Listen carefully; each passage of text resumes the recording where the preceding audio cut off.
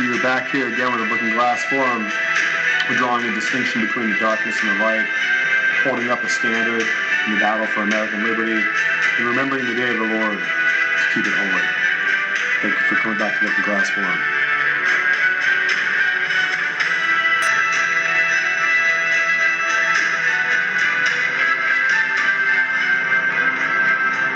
All right, so we're back here and we're taking another in-depth deep dive into a very interesting subject, the topic of discussion that I find very fascinating. And me and my wife, we're busy in the world. Our kids have grown up, and we're busy trying to get our careers to advance. And sometimes I have to work on the road, and I stay busy on projects, and she has her own business, and she stays busy, picking up work and trying to get our side businesses to grow and to develop so that we can eventually earn more money and retire. And so we're quintessential American people. We're really entrepreneurs, having started from the ground up, having started with really nothing. We've had to make something out of nothing. I mean, that's kind of the name of the game here. But in today's episode, we need to go into a deep dive of a topic, and I say all that previously just to point out that it's time consuming to make these episodes, so I hope they're informative and I hope you enjoy them. But they're important that we kind of add some of this information, and sometimes it's important just to be able to have the freedom to say what your opinion is, even if other people don't like it, even if it's not socially acceptable, or if there's a kind of prejudice against an idea, or if it's not politically correct. With like the face mask thing, I don't wear it. I go around and I just refuse to wear the face mask, so no one really bothers me. I think other people are constrained to do it because they're ordered to, because they're at their job, when we're out and about, and other people just do it while they're driving alone in their car or walking down the sidewalk all alone, and they think they're wearing the mask that it's what to do. It's what everyone says to do. It's what everyone in Congress is doing on TV, or it just becomes a social cue, and people just go by it, and I prefer not to do it, and I'm just going to suffer the consequences when they tell me I'm not allowed to go into Walmart. I take that as a sign from heaven that I shouldn't be in there spending my money in the first place. And there's plenty of places that don't really care, and they can, you can tell by looking at people's eyes that it's absurd, and we're all putting up with this strange absurdity, and we really don't know why. It's not a command from Washington, D.C. It's not a command from the state necessarily. Maybe it's the governor's authority, and we have to question why we're all obeying a governor's authority without any question. We're just doing as we're told, and maybe we have to look at our own lives a little bit and just question our own depth and our own willingness to maintain our own conscience and our own mind, keep our own counsel, if you will.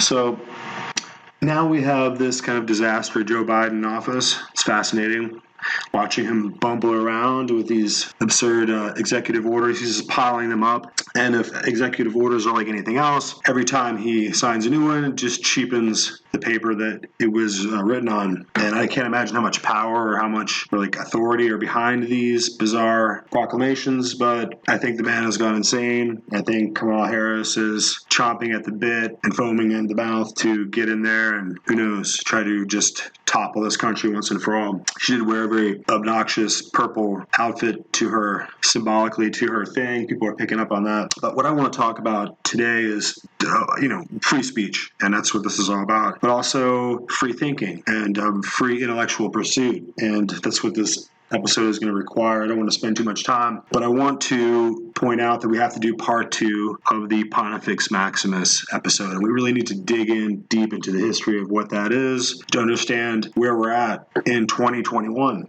It's like we're going into the computer age, into the space future of the far future here, and we have to recognize that we are dealing with a technocracy that's blooming and becoming autocratic, and a totalitarian move of the left towards this extremism, having just a tiny, smallest smidge of a percentage of a majority of control in the government. They now are going to try to rewrite the entire foundation and heart of the core of the Republican and constitutional foundation that this entire country and their pretended supposed powers as congressmen and senators and Supreme Court justices and presidents and vice presidents and so on. They all draw their power from these founding documents that they're steadily and rapidly and constantly eroding away. So I don't know, after they absolutely demolish and destroy the Constitution, I don't know what power they expect to have after that. But perhaps we should just go and do what we did at the Capitol and just go storm into their buildings and cart them all away.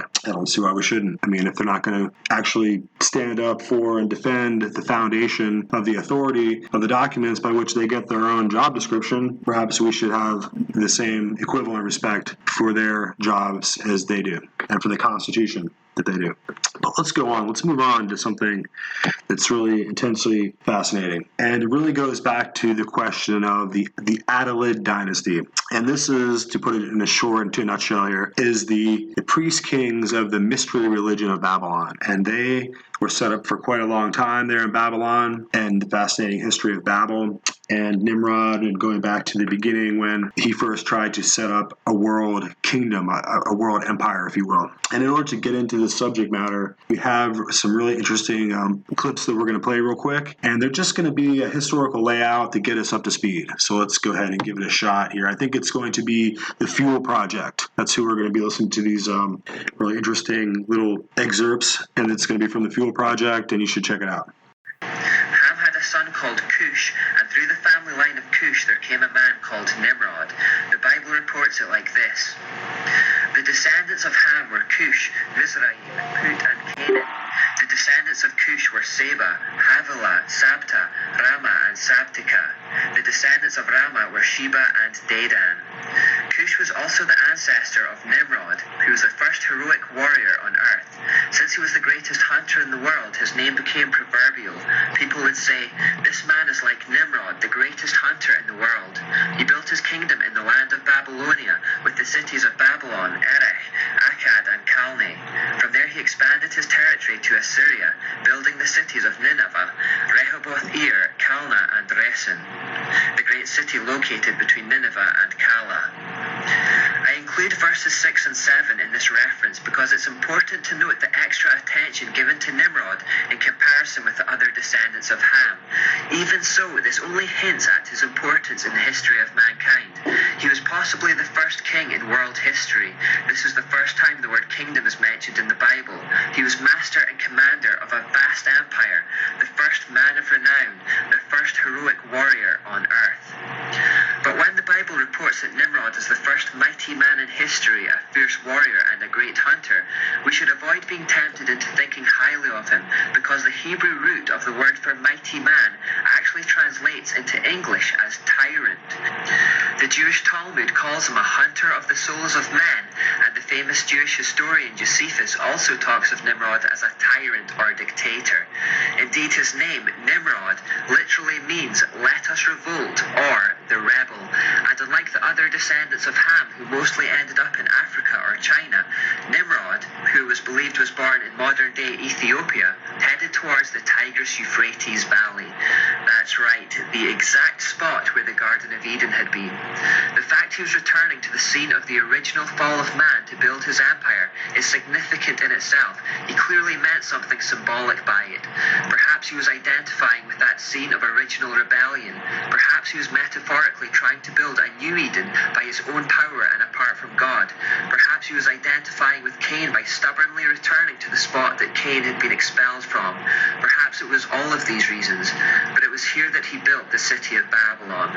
He also built the city of Nineveh nearby and conquered the others that already existed in the area, thus creating his empire. As the first to learn the arts of war, Nimrod ruled and subdued his empire with an iron fist and was noted for his use of sorcery and fire to gain his victories. Like many men of renown in the ancient world, myths and legends arose around him to the extent that it's now impossible to discern which are true and which are not. The city that Nimrod built was Babylon. Babylon. Now, the name Babylon occurs in the Bible around 354 times, mostly in the Old Testament, and is in fact second in importance only to Jerusalem throughout Scripture. Biblically, it is always viewed as the devil's city, while Jerusalem is viewed as God's city. They are regularly contrasted with one another and seen in opposition to one another, so we need to understand more about it. By all accounts, Nimrod's Babylon was the first great city of the world, which in turn was the capital of the first great empire of the world. In fact, we have reason to believe that Babylon was the greatest empire of all time. The Babylonian Empire had two eras of prominence, but they both come in times covered by the Old Testament. Its first era of prominence was under the kingship of Nimrod himself, and then later it again came to the fore under the kingship of a man called Nebuchadnezzar. In 539 BC, the Babylonian Empire was attacked and captured by the Persian king Cyrus the Great. This ended Babylon's status as the most powerful kingdom on earth, and although there is evidence that the city remained an important cultural centre, and evidence that there were several rebellions by Babylonians against the new Persian Empire, hoping to re-establish Babylon's superiority, it was never resurrected. The physical empire of Babylon disappeared long ago. This is why when we get to the New Testament, which records events around 500 years after Babylon's demise, there's hardly any mention of it at all. Out of the 354 mentions of Babylon in the Bible, 342 come in the Old Testament. By the time of the New Testament, it had been long gone. Indeed, on the few occasions when it is mentioned, it is often just in reference to Old Testament events, except for one notable occasion where Peter uses it as a code word for Rome. This is because by the time of Jesus and the Apostles, the Roman Empire was the new dominant power on the world stage and the Babylon of its day. The curious part of the whole thing, however, comes in Revelation, which prophesies the events that will occur at the end of time. God reveals the future to the writer, John, through a series of visions, and in Revelation 14, 16, 17, and 18, we find frequent references to Babylon. Given that Babylon had been long gone even by the time Revelation was written, it's intriguing to find God referring to it in the future tense. In Revelation 18:21 we read, "Then a mighty angel picked up a boulder the size of a large millstone and threw it into the sea, and said, 'With such violence the great city of Babylon will be thrown down, never to be found again.'" Will be thrown down. Future tense. Revelation 17:5 perhaps has the most famous reference to Babylon. It says, "This title was written on her forehead, Mystery Babylon, the great mother of prostitutes and of the abominations of the earth." God's wrath and fury at Babylon is palpable in these passages. He is ready to crush it with such terminal violence that it will never again see the light of day or have any bearing on the world again. He calls it the source of the abominations of the earth. Before we look more at the city of Babylon itself, there's a character we have to quickly introduce ourselves to. Nimrod's wife and queen, a woman known today as Semiramis. It's important we learn about her because in many respects, she may be an even more important figure than her husband. Like Nimrod, it's hard to get an accurate idea of Semiramis that is untainted by legend, but the story goes something like this. When Noah's Ark settled on dry land again after the flood, the 8 people on board began to spread out and fill the areas of modern-day Iran, Turkey, and Syria. After probably another 500 to 600 years, they spread still further to Iraq. Some reckon this was simply because of increasing populations, and others say it may have had something to do with rivalries between the family lines of Shem, Ham, and Japheth, Noah's sons. At any rate, modern archaeology confirms that the people who occupied these areas were of the same race and culture, and the most reliable research indicates that it was from this region that animal husbandry, agriculture, metalwork, and certification spread throughout the earth. On this point, science and scripture are agreed. The only difference is the timescales involved. It was in Iraq, or Mesopotamia as it was referred to then, that the first major post-flood cities were built. There were 7 major ones in total, and the name Land of 7 Cities was often referred to in ancient mythology. These are the 7 cities cited in the Bible as being conquered by Nimrod to establish his empire. We can gather that he probably came up from Ethiopia with his army via the Gulf on boats around 1,000 years after the flood. It was in the middle of the conquest of the area that Nimrod apparently met Semiramis. Tradition has it that she was a brothel keeper in the city of Erech. Although we don't know for certain that they met in that brothel, we can reasonably assume that their initial meeting was in quite unsavoury and seedy circumstances. Nimrod made her his consort and his queen, but of course it wouldn't do to have a prostitute as a queen, so a story was invented that she was in fact a virgin that had sprung from the sea when Nimrod came ashore on his conquest of the area. This no doubt gave her an air of mystique and intrigue. Semiramis is actually a Greek form of her name, which was originally Samur Amat, which means gift of the sea. Semiramis rose to a position of power on the basis of her relationship with Nimrod, but as we'll see later, her influence eventually overwhelmingly obscured that of her husbands, both during their lifetimes and in the wider context of history. In appearance, she was noted for being outwardly extremely beautiful, but also for her gross immorality and licentiousness. Along with Nimrod, she helped rule the newly created empire of Babylon. With that cursory introduction to Semiramis, we can now explore the central monument of Nimrod's capital city, the Tower of Babel. This monument, commissioned by Nimrod, would be his power base, his castle, his palace, his throne. It's estimated that around 600,000 people were gathered together for its construction, and we find the motivation for it in Genesis 11, where the people say, "Come, let us build ourselves a city with a tower that reaches to the heavens, so that we may make a name for ourselves and not be scattered over the face of the whole earth." These lofty words may remind you of those spoken by Lucifer in Isaiah and Ezekiel. You said in your heart, "I will ascend to heaven. I will raise my throne above the stars of God. I will sit enthroned on the Mount of Assembly, on the utmost heights of the sacred mountain. I will ascend above the tops of the clouds. I will make myself like the Most High." Notice the words sacred mountain, the idea that God resides atop a mountain. It is repeated again in Ezekiel 28 when God says, "You sinned, therefore I cast you as a profane thing out of the mountain of God, and I destroyed you."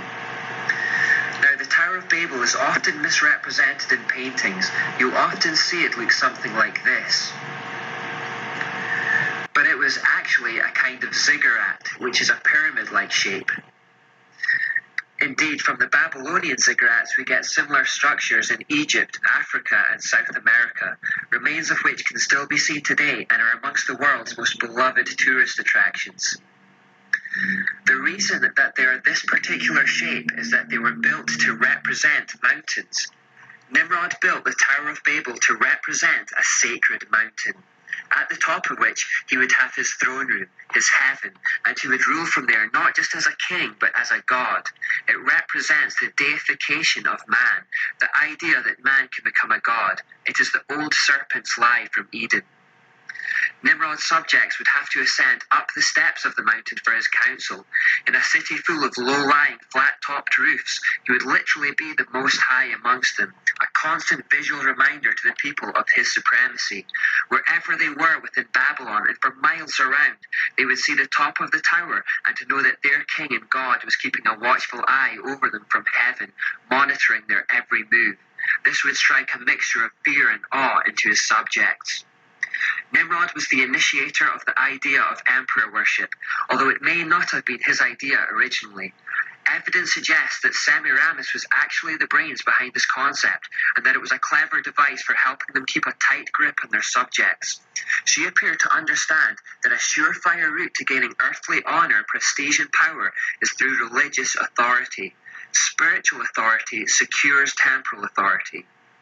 Nimrod was more than happy to go along with it, just as Adam was happy to go along with Eve in the Garden of Eden. By turning himself into a god and establishing emperor worship as a common practice, he maintained control over his subjects. Because of his association with fire and the sun, he became known as the sun god. His consort, Semiramis, understandably became associated with the other leading light in the sky, a moon goddess. Around themselves as the sun and moon gods, they created an entire religion that was based on a corruption of primeval astronomy developed by Noah's righteous ancestors prior to the flood. This religion has come to be known as the mystery religion. As we've already noted, the religion created in Babylon by Nimrod and Semiramis is known as the mystery religion, or simply the mysteries. At its core, it was an inverted retelling of the fall of man in Genesis. In the biblical account of the incident, the serpent caused Adam and Eve to sin against God by suggesting they eat the fruit from the tree of knowledge. Because they acted in disobedience to God, who had specifically told them not to eat from that tree, sin entered into the human race, and all the misery, disease, and tragedy that makes up human history stems from that moment. In the Babylonian inversion of this event, however, the serpent is portrayed as the real good God. He was worshipped for opening the eyes of men and for infusing the woman with his passion and lust. He was seen as a liberator and an enlightener. To them, he illuminated the minds of mankind by revealing to them the secret knowledge that God had tried to keep from them. Look again at the all-seeing eye. Notice that it has rays of light emanating from it. This represents the illuminating secret knowledge that he claims to offer, the secret serpent knowledge that could provide mankind with their own salvation and which would see them become gods. That is why the religion is called the Mysteries, because it claims to harbour the secret knowledge that was offered to Adam and Eve in the Garden of Eden. In the Mysteries, the true God of Abraham, Isaac, and Jacob, Yahweh, was portrayed as a wrathful deity of hate who was guilty of opposing freedom of choice. Because Nimrod and Semiramis set themselves up as the sun and moon gods, the religion was also based on a corruption of primeval astronomy. It was believed by Noah's righteous ancestors that the stars told the story of Satan's rebellion against God in heaven, his fall, subversion of mankind, the promise of a Messiah who would suffer and die to lift the curse of sin, and then be installed as Lord of creation and conqueror of Satan. These stories were widely known amongst the people of the time. Semiramis, however, again inverted the story, and so in the mystery version, the stars of the sky told a different story. In the Babylonian version, Satan was depicted as the rightful Lord of the universe, whose throne had only temporarily been usurped by God. One day, an Antichrist, a seed of the serpent, would be born of a divine mother, would become God himself, replace God, and return rulership of the world to the serpent. Semiramis claimed that this was the real, hidden truth concealed within the stories. This corrupt and satanic version is the origin of astrology, which still exists virtually unchanged today. The Babylonians didn't just believe the stars told the story of the universe. They believed you could divine the future of individuals through them as well. If the stars told the story of things that had passed, they could also tell the stories of things to come. They would therefore divide the sky into sections and give meanings to each section on the basis of the stars that are found there. According to the theory, a person's destiny is said to be determined by whatever section or sign he is born under. This is the origin of horoscopes. In times to come, astrology would pass to the empire of ancient Egypt, which is the place we most associate with pyramids today. The sacred mountain pyramids were constructed with certain mathematical relationships to the stars. The Sphinx also has astrological significance. It has the head of a woman, symbolizing Virgo, the Virgin, and the body of a lion, symbolizing Leo. Virgo is the first sign of the zodiac, and Leo is the last. So the Sphinx, which literally means joining in Greek, is the meeting point of the zodiac, indicating that the Egyptian priests believed Egypt was the center of the universe. By the time Moses led the Jews out of Egypt in Exodus, astrology had also infected the population in Canaan, which was the land that they were headed towards. Hence, some of the strictest warnings in the Bible against astrology date from this period, such as in Leviticus 19:31 and Deuteronomy 18. The biblical denunciations of astrology identify the practice with demonism or Satanism, in the sense that Satan and his hosts were actually being worshipped in the guise of the signs, planets, and stars. And as mentioned previously, the leading lights of the sky, sun and moon, were worshipped in the form of Nimrod and Semiramis. Very significantly, a third leading light was identified in the sky that was 23 times more luminous than the sun, and therefore was considered to be the most important star in the sky. This star is known as the dog star, Sirius, or the morning star, because it's still visible even in the morning light. Remember in Isaiah 14:12, Lucifer is referred to as that name. When allied with the sun and moon, the morning star completes an unholy trinity of lights personified in Satan, Nimrod, and Semiramis. One of the key elements of the mysteries that I also want to emphasize is the hierarchical structure that they contained. The secret illuminating knowledge from the serpent was not to be freely distributed to the unworthy. You would have to become initiated into the religion and then work your way through ascending degrees of revelation and knowledge. This ascension through the levels was considered to be a journey from the darkness of ignorance to the light of knowledge, a process of enlightenment. Progression was propagated by a hierarchy of priests and priestesses and were marked by fearful rites of passage and oaths of secrecy, which, if broken, would lead to death. Similar oaths of secrecy are sworn today by other hierarchical institutions like the Freemasons and Jesuits, but more about them later. The further along in the process you were, the more enlightened you were considered. The hierarchical structure of the mysteries was designed to create inequality amongst men based on what they knew. It can itself be best visualized in the form of a pyramid or ziggurat again, wide at the base and increasingly narrow as you rise through the levels towards the peak. Occult means hidden or concealed, and it is the modern name by which the ideas of the mysteries have come to be known today. When you have people involved in the occult, the information, knowledge and power that they are trying to tap into is the exact same as that serpent knowledge which originated in Babylon. The idea of occultism retains the concept that there are a powerful, enlightened or illuminated few at the top who see things as they really are, and the rest are kept in the dark, mere ignorant fools.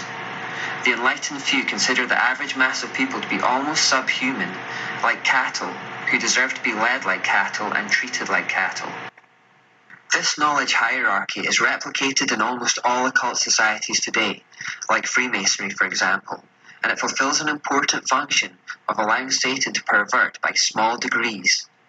Those at the lower levels of Freemasonry have absolutely no idea of what they are actually involved in. It is only as they slowly rise through the degrees that they have the true information revealed to them.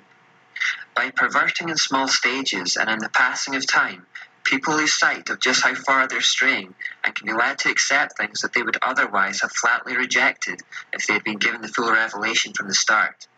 Just a little change here, a little change there, it's not so much.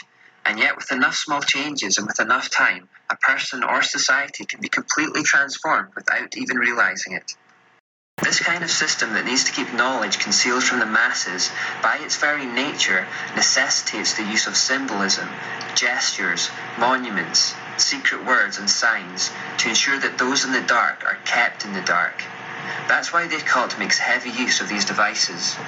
They use symbols that are packed with meaning for the initiated, but which mean absolutely nothing to the average man. By using symbols, information can be communicated by being hidden in plain sight. That is, they are in the open air for all to see, but they are not recognized or interpreted by the average person. It is also for this reason that the occult always hides behind outward facades of neutrality, goodness, or even holiness. From Nimrod onwards, Babylon's supreme rulers had derived their authority basically from three titles: king, god, and high priest. Their kingship gave them political or temporal authority, while their high priesthood and godhood gave them infallible spiritual authority. Both earthly and heavenly authority converged in the one role. Now when Babylon was overthrown by the Medo-Persians, their king, high priest and god at the time was Belshazzar. Belshazzar was killed, and so for the first time there was no direct successor to rule over the earthly Babylonian kingdom, but more importantly for us, there was no direct successor to the high priesthood of the mysteries, no figurehead. Not only that, but all the priests and sorcerers of the religion fled from Babylon to Pergamos, which is situated in modern-day western Turkey. There was this brief moment of chaos. However, when the priests arrived in Pergamos from Babylon, they set about turning it into the new power base for the mysteries and established a new central college for the religion in the area. Perhaps more importantly, they placed the king of Pergamos at the time into the vacant seat of spiritual power left by Belshazzar, and he was hailed as the new high priest of the religion. And so for a time at least, the power base of the mystery religion moved from Babylon to Turkey. It is at least partly for this reason that the Lord refers to Pergamos as Satan's seat in Revelation 2:13. This is part of the building that existed there. Like the Ishtar Gate, this monument to Satan survives until the modern day in Berlin, Germany, having been taken there by Kaiser Wilhelm II, who was fascinated with the occult in 1902. He was well aware of its significance, and upon seeing it rebuilt in Germany, Wilhelm stated that it was the proudest moment of his reign. As the power base of the mysteries in ancient Pergamos, this monument may perhaps be considered the literal seat of Satan, a scene of ancient emperor worship and ritual slaughter of Christians. It was also during this brief time at Pergamos, which incidentally means height or elevation, where the god Aesculapius was worshipped in the form of a serpent. The name Aesculapius in Greek means instructing snake, and he was worshipped as a god of healing and one who enlightened the souls of men by the power of the sun. He was supposed to appear in serpent form and was symbolized as one entwined around a pole. In his temple were kept numerous live snakes, and the people would come to bathe in the water of the sacred spring, where they would apparently be given instruction for their healing. So it's interesting to find that this logo is still used for healthcare today. You may also see the following. This is called a caducus and is actually a result of confusion by people in the late 19th century who thought it represented the same thing as Aesculapius. This symbol has ancient associations with commerce, eloquence, deception and trickery, but it's still used for healthcare today regardless. You may notice it includes a winged sun disk. This symbol is normally associated with Egypt, but was used by several other cultures. Thomas Milton Stewart explains, Horus, the virgin-born redeemer of the Egyptians, came into the world to destroy the enemies of the great sun god Ra. Therefore Horus changed himself into the form of the winged sun disk and took with him the goddesses Nekhbet and Uatchit in the form of two serpents. After their successful war upon the enemies of Ra, Horus commanded Thoth, the god of secret wisdom, that the winged sun disk with the erect serpent should be brought into every sanctuary of all the gods of all the lands of the south and north. So associated with many of our healthcare systems, we have the serpent, so-called secret wisdom, sun disks, and symbolism associated with deception. If we place our healthcare systems in the hands of that serpent and look to him for secret wisdom for healing, rather than God, don't be surprised if it doesn't work or brings sickness and drug dependencies instead of health. It is estimated that well over half of all Americans are now on prescription drugs for chronic illnesses, and that they now kill 300% more people than illegal drugs do. Not to mention that we now use our healthcare for death rather than healing and abortions, and we'll come to that again later. The situation at Pergamos lasted for several hundred years until around 133 BC, when Attalus, the last king of Pergamos, died and left in his will all his dominions to the Roman people. Thus the kingdom of Pergamos merged entirely into Rome, and once again no one could openly lay claim to the title of high priest of the Babylonian mysteries. The position was vacant once more. At the time, the Roman Republic did not consider its rulers to be gods in the Babylonian style. This all changed, however, with Julius Caesar. It seemed to take a while for Julius Caesar to realize the significance of what he had inherited from Attalus of Pergamos, but when he did, he duly conformed to the Babylonian system. He assumed the position of supreme ruler of Rome, and it became an empire, thus confirming his kingship. He also made himself high priest in 63 BC, a full 70 years after the death of Attalus, therefore establishing himself as the legitimate successor to the head of the Babylonian mysteries. To complete the Babylonian system set, he then also declared himself to be a god, exclaiming on 25th of December 48 BC in Jupiter's temple in Alexandria that he was in fact Jupiter's incarnation. The Encyclopedia Britannica says about Julius Caesar, There are signs that in the last 6 months of his life, he aspired not only to a monarchy in name as well as in fact, but also a divinity which Romans should acknowledge as well as Greeks, Orientals and barbarians. He seemed to slowly realize that his new titles, particularly High Priest, gave him legitimate claim to be not just ruler over Rome, but ruler over all the peoples who subscribed to the Babylonian system, as they had all descended from the same source. With the position of High Priest re-established once more, a new chain of links were in place, and it could be passed down through the succession of rulers in Rome.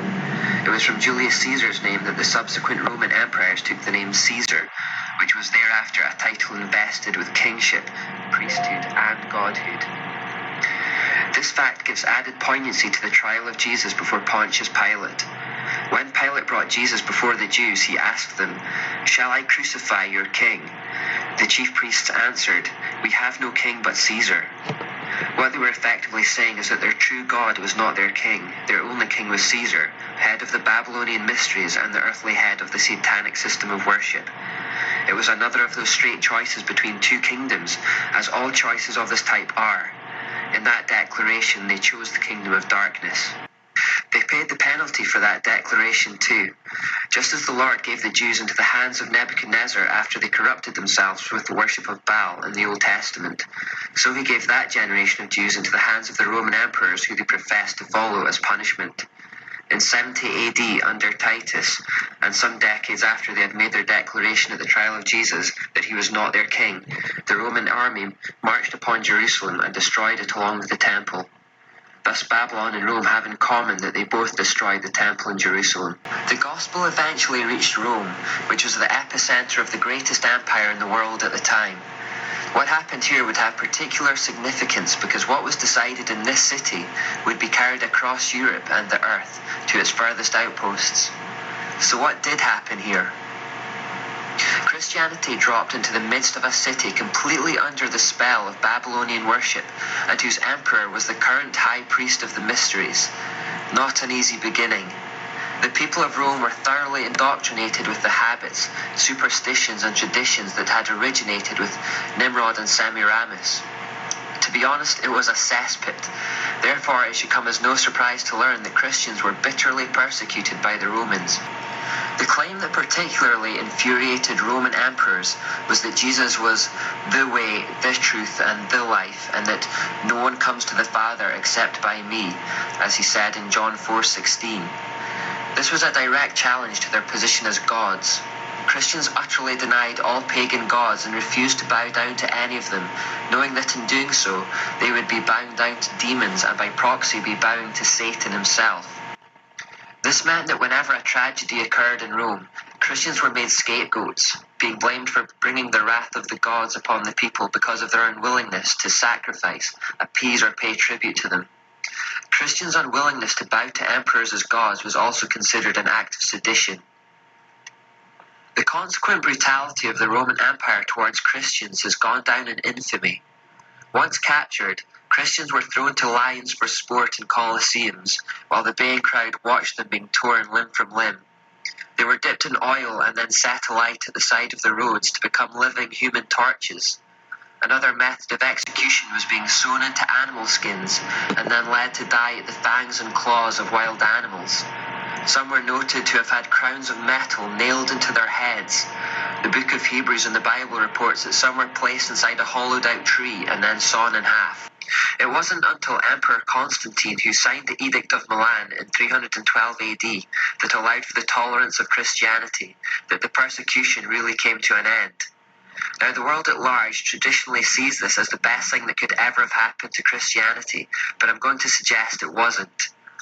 You see, while many believe this was the pivotal moment in Christian history that allowed it to settle and grow and to become the largest religion in the world, the evidence suggests that firstly, Constantine only legalized Christianity for political reasons, and that his own supposed conversion wasn't truly sincere. For example, there is evidence to show that Constantine still retained many elements of sun worship even after his supposed conversion, and that there have been reports of secret Vatican files that prove he kept his allegiance to the sun god. Coins carrying his image from this period continue to portray him as soli invicto comit, which means colleague of the invincible sun. Then there is the fact that he changed the traditional Sabbath day of God, which was Saturday, to the now generally accepted Sunday, or Sun God Day. Constantine's personal life also reflected the theory that he hadn't ever truly converted to Christianity, or understood its message. He became a cruel and dissolute monarch, whose cruelty extended to members of his own family. He was also clearly corrupted by his fortune. If we judge the tree by its fruits, we would reasonably conclude that he remained untouched by the love of Christ until the end. The truth is that there was such uproar and division in the Roman Empire at the time that its unity was beginning to be threatened.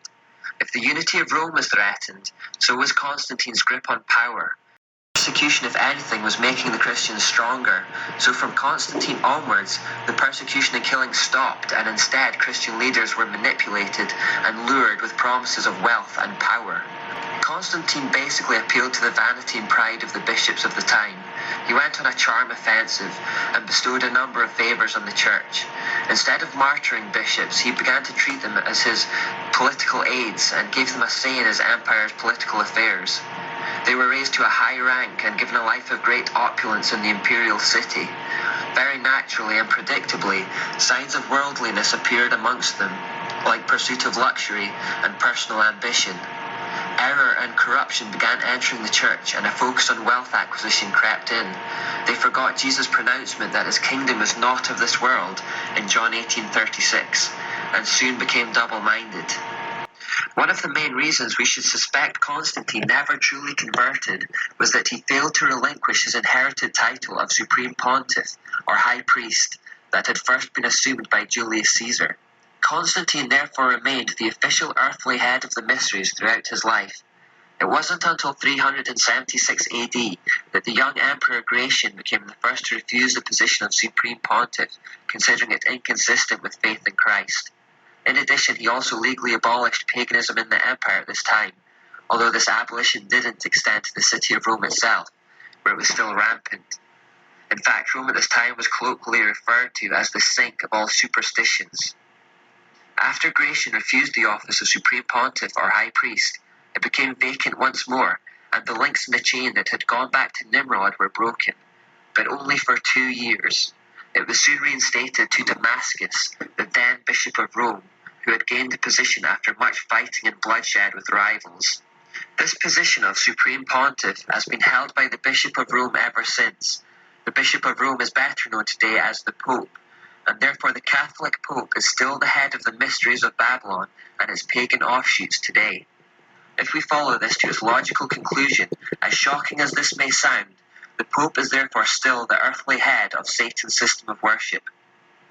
Stanley's History on page 40 says, "The popes fill the place of the vacant emperors at Rome, inheriting their power, their prestige, and their titles from paganism."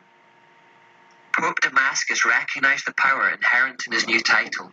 He believed himself to be head over not just the Christian church, but also over the pagans in Rome. It meant complete authority and domination, both the secular and sacred under one system. How is the Roman Church to consolidate this rule over the pagans and the Christians under one system? They needed to somehow iron out the differences between the Babylonian system and the Christian system to create a unity between all peoples, and that meant compromise. What the Catholic Church did was consistently compromise the gospel message with pre-existing pagan beliefs and adapted it based on whatever form of Babylonian mysticism a culture held to. Now, compromising the truth with different types of lies is like mixing ice cream with different types of dirt. At the end of the day, all you're left with is dirt. So while the average historian will explain that from 378 AD onwards, within 50 years, the spread of Christianity had completely vanquished paganism in Rome, that's not what happened. Paganism had not vanished. At the beginning of the 5th century, it had simply been absorbed into Roman Catholicism, which now contained all manner of superstitious rites and ceremonies inherited from Babylon. Pagan doctrines, rites and symbols were incorporated into the church and merely covered with a facade of Christianity. It was this, and not an outpouring of the Spirit, that brought a multitude of pagan worshippers into the Church of Rome. Catholicism basically became paganism with a Christian mask.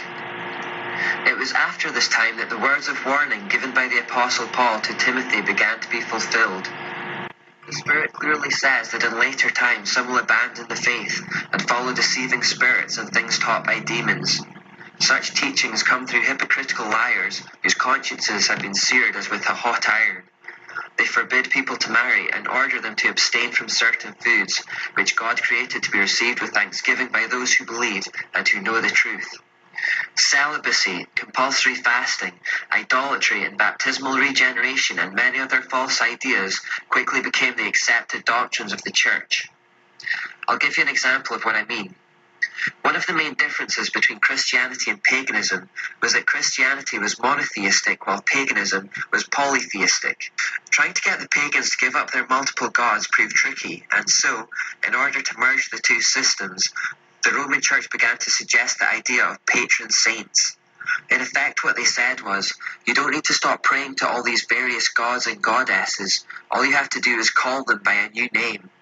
Instead of a god of the travellers, we'll appoint a saint of the travellers. Instead of a god of the sea, there is now a saint for seafarers, etc. So where there had previously been a pagan god or goddess assigned to aspects of daily life in the mystery system, the Catholic Church merely replaced these gods with saints who were to be prayed to, revered, and looked to for guidance instead. Because many people had carved idols of gods and goddesses in their house, they weren't asked to discard them completely, but just to revere them under a new name and identity. All the many pictures and images that existed because of the mother and child cults of the day, and which originally represented Semiramis and Tammuz, were simply renamed Mother Mary and Christ. The paganism was not removed, it was just given a makeover. Another problem for effecting change was the festivals of the day. People's years were marked by religious holidays much like our own are today. Imagine trying to get everyone in the world to give up Christmas next year. It would be a nearly insurmountable task. People love their holidays. The Catholic Church decided that instead of abandoning the old pagan holidays, they would simply adopt them under a new meaning. The winter solstice festival called Saturnalia, or the Feast of Saturn in Rome, occurred in the week prior to the 25th of December, and the day itself was called Natalis Invictis Solis, which means the birthday of the unconquered sun. Indeed, 25th of December was widely regarded by all Babylonian religions to be the birthday of Nimrod. It's a date that crops up frequently. In Egypt, Isis, who is the equivalent of Ashtoreth, and who was worshipped as the Queen of Heaven, was said to be born in this date also. So what did the Catholics do? Effectively, they said, keep your festival, but let's just adopt it as the birthday of Jesus Christ instead. Similarly, the spring equinox festival for the goddess of fertility, associated with regeneration, was adopted as Easter. The name Astarte or Ishtar became Easter in Gaelic, and it's from this name that we get the word Easter. Eggs that originally represented fertility were Christianized as a representation of the stone that was rolled away from the front of Jesus' tomb. It was also as a result of merging Babylon with the Church that the idea of Lent was introduced. Lent has no biblical basis whatsoever, but was merely an essential part of the Babylonian spring festivals that Catholics adopted under a new meaning. In autumn, there was a harvest festival that honoured the goddess Pomona, and this became Christianized as All Souls' Day, with All Saints' Day coming on the 1st of November to again honour the saints. It is better known today as Halloween, the night where evil is celebrated most overtly. As a night to honour the Catholic saints, it is effectively a night to honour demons. The practice of bobbing for apples originated with the celebration of Pomona, who is the goddess of fruit and trees. In this we may also see a link to the Tree of Knowledge. Can we say that bobbing for apples is a reenactment and celebration of the moment when Adam and Eve ate of that tree? As the Roman Empire spread to Celtic areas, where the mysteries had become Druidism, the date became a night to honour the god Samhain. Now note the similarity between the names Samhain and Satan. What this all adds up to is simply that when it was made legal in Rome, Catholicism did not Christianize the pagan religions, but that the reverse is true. The pagan religions polluted Christianity to produce Catholicism. Catholicism gradually became nothing more than the mystery religion with a Christian facade. So we're going to just break away from that. That's actually a series that has 77 episodes, and I broke down a bunch of the episodes for you to the kind of, necessary aspects of the episodes that are relevant to our conversation that we're having here. So he does a really good job of focusing in on the topic at hand and really kind of breaking down the really complex and multi-layered background that comes into play in this discussion. So we're going to go back over several, probably 500 centuries, really zoom in on what's the most important aspects of the information here. And it's really not just a focus on the biblical sense or the Christian viewpoint of this, but really these scriptural aspects, these background histories that come out of the Bible are also very important to Freemasons and occultists too, who look at them as a way to understand what they view as the enlightening of mankind by the spiritual forces that we describe as Lucifer, and they would describe the satanic element as the same thing as God, so that they look at Adam and Eve as having escaped the clutches of God by the help of Lucifer. And that's really what you're getting down to when you get to the New Age teachings and these new theosophy teachings and the occult teachings are really going to show that the God that was Moses' God, the God of Abraham, Isaac, and Jacob, was really some kind of like dark deity who destroyed Babylon and destroyed Egypt with the plagues, and was therefore an evil God and not a friendly, benevolent God. And so they like to look at Lucifer as the light bearer, as the one who gave human beings the fruit to eat, for the fruit of knowledge, so that we could be free.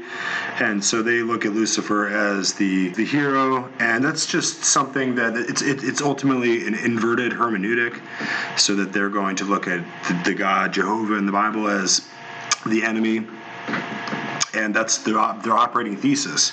So they look at people who are Christians and followers of Jehovah, the God of the Bible, as really just darkened and fools who have been misled and misguided, and they seek out the knowledge of Lucifer, and they expect that they'll be rewarded with wisdom and power and life. And see all these ideologies line up in organizations like the United Nations, who are very anti-Semitic and really against the nation of Israel, and ultimately against the biblical theology, and they're really going to uplift all these Luciferian kind of ideals. And these really what it comes down to is they're the mystery schools, which are secret knowledge and initiated degrees of secret societies who really ultimately worship astrology and worship the sun, the moon, and worship these ancient ideas of geometry and sacred knowledge, sacred geometry, and so on. And that's really what we're getting down to here, is we're showing that the world system of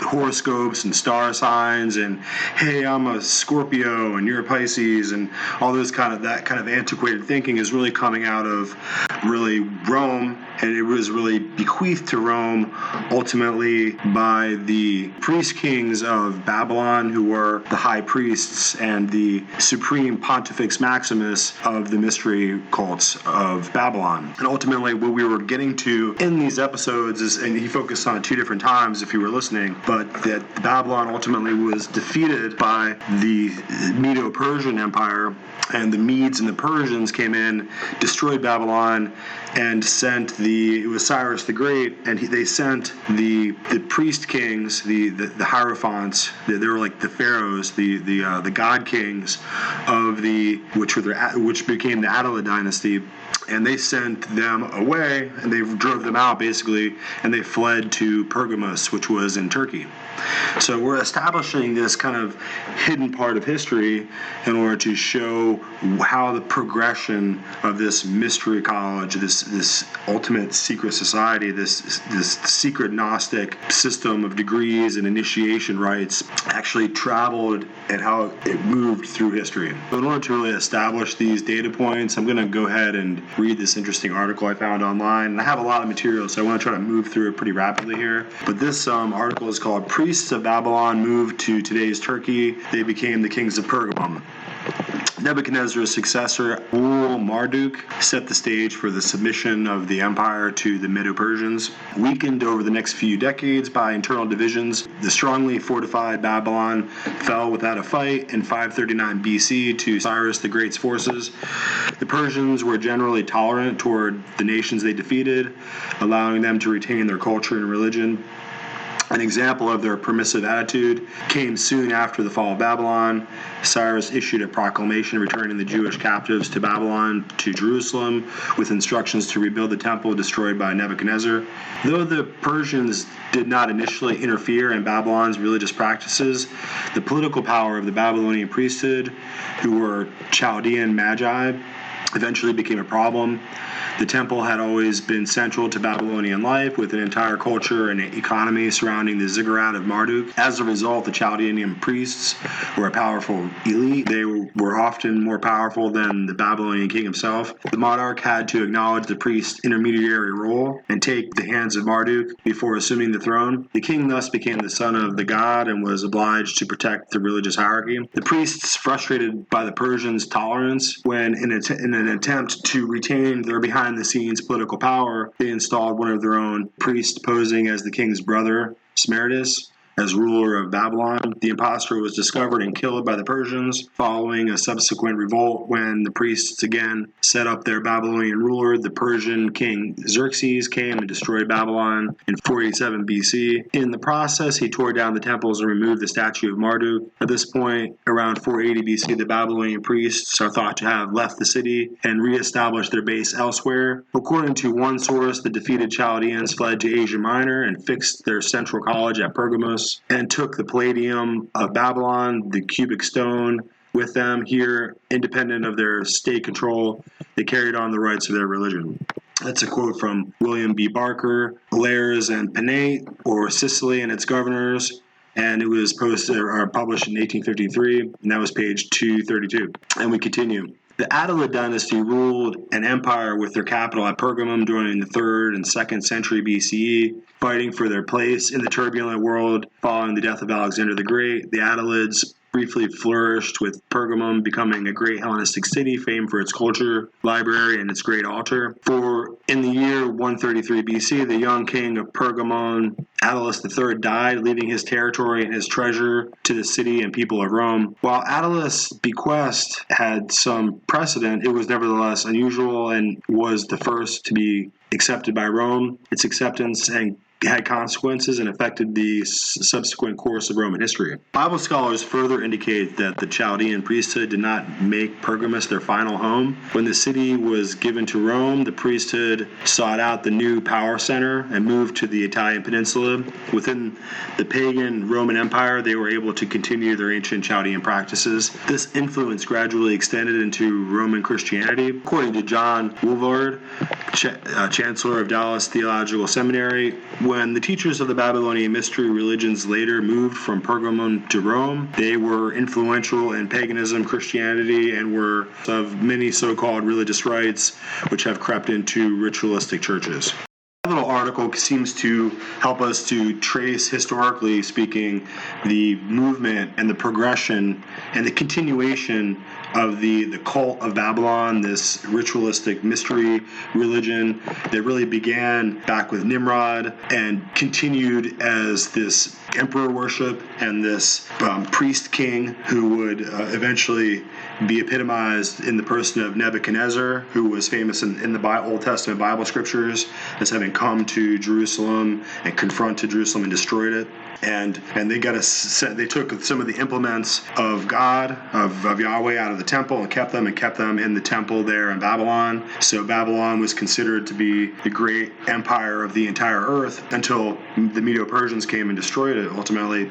But the religious system of cult ritual and esoteric rites and practices and their actual initiation praxis that they had in Babylon didn't just disappear when the Persians took over. In fact, it carried on for a long time, and then eventually there was a conflict, a power struggle, and was forced out. So and rather than disappear or be destroyed or be annihilated by the new imperium of the Persians, the priest kings would leave and go take up resident and set up their mystery college there in Pergamos. And there it would last, and we see that it lasted for many centuries to continue on until finally, when the last priest king died, Attalus III, he passed his title, his power, and his throne and his authority on to Rome. And so you can see that symbolically he did this because he recognized that Rome was ultimately the new center of power and the new Babylon. So in order to go forward, we have a lot of material to cover. I want to play this interesting little clip here. And it's really just a basic definition of the term Pontifex Maximus. And this is really what we're getting at. We're trying to unravel the ancient esoteric foundations for this titular religio-cultic construct was basically giving way and being passed on, and it didn't disappear. The concept of the high priest of the Babylonian mysteries, or the Pontifex Maximus, was something that didn't disappear, but as the author described in the article, it was something that changed the direction and the fate and the destiny of Rome forever. So we have this little Latin tutorial, so let me just play it for you here. The Pontifex Maximus was the chief priest in Rome, an office that slowly gained political power in the Republic, with both Julius Caesar and Augustus holding the office, and eventually it became part of the official duties of the emperor. Maximus is easy, that means greatest, and is used to represent the, boss. But Pontifex is much harder to define. We can assume that it comes from pons, bridge, and facere, to make, literally a bridge builder. And the pontiffs were in charge of building and repairing the pons obliquus, this old sacred wooden bridge spanning the Tiber River, built in the 7th century BC. There's another tradition that pontifex comes from posse, to be able, and facere, pontifex as an abbreviation of pontifex, because pontiffs were only in charge of what was possible. But this is likely wrong. The bridge builder origin is just too convincing, especially when you consider that the Pontifex Maximus builds the bridge between mankind and the gods. And this word has kept its sacred status to today, where the Pope is known as the Pontiff, even on his Twitter account. So it seems like a good point right now to just add in this little reading that I have here of an important book on this topic called The Two Babylons, which you should check it out. It was written probably 100 years ago by a man called Alexander Hislop. And this is a rather controversial book that people have a lot of criticism about, but he has some very interesting things to say about the Babylonian history behind the power base that was built up in the Roman Caesars, starting with Julius Caesar, and then eventually segueing in a chain of succession over time into the papacy. So let's go ahead and give this a listen to. If there be any who imagine that there is some occult and mysterious virtue in the apostolic succession that comes through the Pope, let them seriously consider the real character of the Pope's own orders and of those of his bishops and clergy. From the Pope downward, all can be shown to be now radically Babylonian. The College of Cardinals, with the Pope at its head, is just a counterpart of the pagan College of Pontiffs with its Pontifex Maximus, or Sovereign Pontiff, which had existed in Rome from the earliest times, and which is known to have been framed on the model of the grand original council of pontiffs at Babylon. The Pope now pretends to supremacy in the Church as the successor of Peter, to whom it is alleged that our Lord exclusively committed the keys of the kingdom of heaven. But here is the important fact that till the Pope was invested with a title which for 1,000 years had attached to it the powers of the keys of Janus and Cybele, no such claim to preeminence or anything approaching to it was ever publicly made on his part, on the ground of his being the possessor of the keys bestowed on Peter. It was only in the 2nd century before the Christian era that the worship of Cybele under that name was introduced into Rome, but the same goddess under the name of Cardia, with the power of the key, was worshipped in Rome along with Janus ages before. Quote from Ovid's Fasti. Very early indeed did the Bishop of Rome show a proud and ambitious spirit, but for the first 3 centuries their claim for superior honor was founded simply on the dignity of their see, as being that of the imperial city, the capital of the Roman world. When, however, the seat of empire was removed to the east and Constantinople threatened to eclipse Rome, some new ground for maintaining the dignity of the Bishop of Rome must be sought. That new ground was found when about 378 AD the Pope fell heir to the keys that were the symbols of the well-known pagan divinities at Rome. Janus bore a key and Cybele bore a key. These are the two keys that the Pope emblazons on his arms as the ensigns of his spiritual authority. How the Pope came to be regarded as wielding the power of these keys will appear in the sequel, but that he did in the popular apprehension become entitled to that power at the period referred to is certain. Now when he had come in the estimation of the pagans to occupy the place of the representatives of Janus and Cybele, and therefore to be entitled to bear their keys, the Pope saw that if he could only get it believed among the Christians that Peter alone had the power of the keys, and that he was Peter's successor, then the sight of these keys would keep up the delusion, and thus, though the temporal dignity of Rome as a city should decay, his own dignity as the Bishop of Rome would be more firmly established than ever. On this policy it is evident he acted. Some time was allowed to pass away, and then, when the secret working of the mystery of iniquity had prepared the way for it, for the first time did the Pope publicly assert his preeminence as founded on the keys given to Peter. About 378 AD was he raised to the position which gave him, in pagan estimation, the power of the keys referred to. In 432 AD, and not before, did he publicly lay claim to the possession of Peter's keys. This surely is a striking coincidence. As is the case with Peter the Christian, it can be shown to be by no means doubtful that before the Christian era and downwards there was a Peter at Rome who occupied the highest place in the pagan priesthood. The priest who explained the mysteries to the initiated was sometimes called by a Greek term the Hierophant, but in primitive Chaldee, the real language of the mysteries, his title, as pronounced without the points, was Peter, the interpreter. As the revealer of that which was hidden, nothing was more natural than that, while opening up the esoteric doctrine of the mysteries, he should be decorated with the keys of the two divinities whose mysteries he unfolded.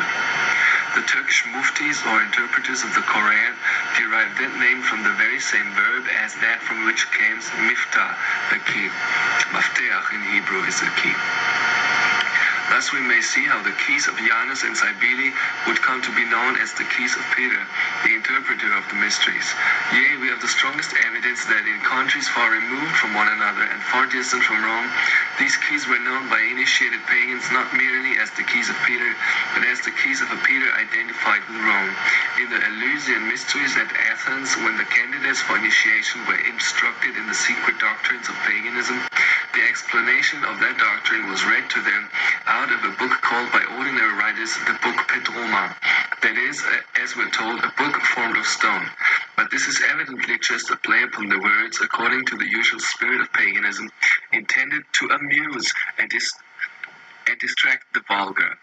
The nature of the case and the history of the mysteries alike show that this book could be none other than the book Petroma, that is, the book of the grand interpreter, and in other words of Hermes Trismegistus, the great interpreter of the gods.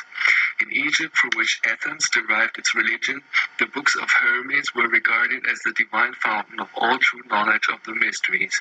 In Egypt, therefore, Hermes was looked up to in this very character of grand interpreter, or Petroma. In Athens, Hermes, as it's well known, occupied precisely the same place, and of course in the sacred language must have been known by the same title. The following are the authorities for the statement in the text.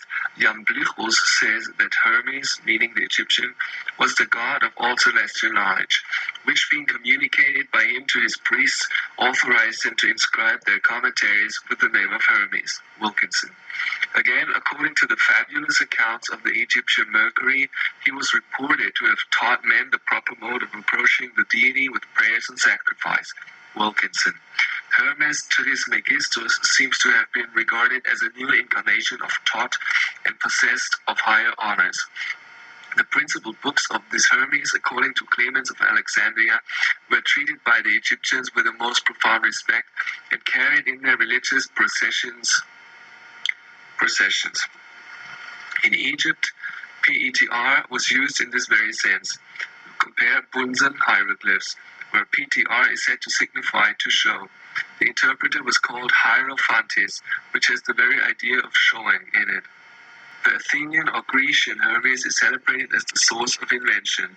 He bestows 2 matheses on souls by unfolding the will of the father of Jupiter, and this he accomplishes as the angel or messenger of Jupiter. He is the guardian of disciplines because the invention of geometry, reasoning, and language is referred to this god. He presides therefore over every species of erudition, leading us to an intelligible essence from this mortal abode, governing the different herds of souls. Compare Proclus in commentary on first Alcibiades and Taylor's Orphicoms. The Greek Hermes was so essentially the revealer or interpreter of divine things that hermeneudes or hermeneutics, an interpreter, was currently said to come from his name. The priest, therefore, that in the name of Hermes explained the mysteries, must have been decked not only with the keys of Peter, but with the keys of Peter Roma. Here then the famous book of stone begins to appear in a new light, and not only so, but to shed new light on one of the darkest and most puzzling passages of papal history. It has always been a matter of amazement, so to candid historical inquirers, how it could ever have come to pass that the name of Peter should be associated with Rome, and in the way in which it is found from the 4th century downwards, how so many in different countries had been led to believe that Peter, who was an apostle of the circumcision, had apostatized from his divine commission and become bishop of a Gentile church, and that he should be spiritual ruler in Rome, when no satisfactory evidence could be found for his ever having been in Rome at all. But the book of Peter Roma accounts for what otherwise is entirely inexplicable. The existence of such a title was too valuable to be overlooked by the papacy, and according to its usual policy, it was sure, if it had the opportunity, to turn it to the account of its own aggrandizement. And that opportunity it had. When the Pope came, as he did, into intimate connection with the pagan priesthood, when they came at last, as we shall see they did, under his control, what more natural than to seek not only to reconcile paganism and Christianity, but to make it appear that the pagan Peter Roma, with his keys, meant Peter of Rome, and that Peter of Rome was the very apostle to whom the Lord Jesus Christ gave the keys of the kingdom of heaven. Hence, from the mere jingle of words, persons, and things essentially different were confounded, and paganism and Christianity jumbled together, that the towering ambition of a wicked priest might be gratified. And so to the blinded Christians of the apostasy, the Pope was the representative of Peter the Apostle, while to the initiated pagans he was only the representative of Peter, the interpreter of their well-known mysteries. Thus was the Pope the express counterpart of Janus the double-faced. Oh, what an emphasis of meaning in the scriptural expression as applied to the papacy and the mystery of iniquity. The reader will now be prepared to understand how it is that the Pope's Grand Council of State, which assists him in the government of the Church, comes to be called the College of Cardinals. The term cardinal derived from cardo, a hinge. Janus, whose key the Pope bears, was the god of doors and hinges, and was called Patricius and Clusius, the opener and shutter. This had a blasphemous meaning, for he was worshipped at Rome as the grand mediator. Whatever important business was in hand, whatever deity was to be invoked, an invocation first of all must be addressed to Janus, who was recognized as the God of gods, in whose mysterious divinity the characters of Father and Son were combined, and without that no prayer could be heard. The door of heaven could not be opened. It was this same God whose worship prevailed so exceedingly in Asia Minor at the time when our Lord sent, by his servant John, the 7 apocalyptic messages to the churches established in that region. And therefore, in one of these messages, we find him tacitly rebuking the profane ascription of his own peculiar dignity to that divinity, and asserting his exclusive claim to the prerogative usually attributed to his rival. Thus, Revelation 3:7, and to the angel of the church in Philadelphia write this: These things saith he that is holy, who is true, who has the key of David, who opens and no one shuts, and shuts and no one opens. Now to this Janus as mediator, worshipped in Asia Minor, and equally from very early times in Rome, belonged the government of the world, and all power in heaven, in earth, and the sea, according to pagan ideas, was vested in him. In this character he was said to have jus vertendi cantinis, the power of turning the hinge, of opening the doors of heaven, or opening or shutting the gates of peace or war upon earth. The Pope, therefore, when he set up as the high priest of Janus, assumed also the jus vertendi cantinis, the power of turning the hinge, of opening and shutting in the blasphemous pagan sense. Slowly and cautiously at first was his power asserted, but the foundation being laid steadily century after century was the grand superstructure of priestly power erected upon it. The pagans who saw what strides under papal directions Christianity as professed in Rome was making towards paganism were more than content to recognize the Pope as possessing this power. They gladly encouraged him to rise step by step to the full height of the blasphemous pretensions befitting the representative of Janus, pretensions which, as all men know, are now, by the unanimous consent of Western apostate Christendom, recognized as inherent in the office of the Bishop of Rome. To enable the Pope, however, to rise to the full plenitude of power which he now asserts, the cooperation of others was needed. When his power increased, when his dominion extended, and especially after he became a temporal sovereign, the key of Janus became too heavy for his single hand. He needed some to share with him the power of the hinge. Hence his private counselors, his high functionaries of state, who were associated with him in the government of the church and the world, got the now well-known title of cardinal, the priest of the hinge.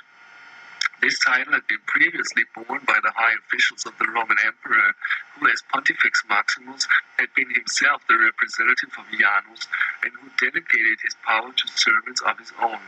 Even in the reign of Theodosius, the Christian emperor of Rome, the title of cardinal was borne by his prime ministers. But now both the name and the power implied in the name have long since disappeared from all civil functionaries of temporal sovereigns, and those only who aid the Pope in wielding the key of Janus, in opening and shutting, are known by the title of cardinals or priests of the hinge. I have said that the Pope became the representative of Janus, who, it is evident, was not other than the Babylonian Messiah.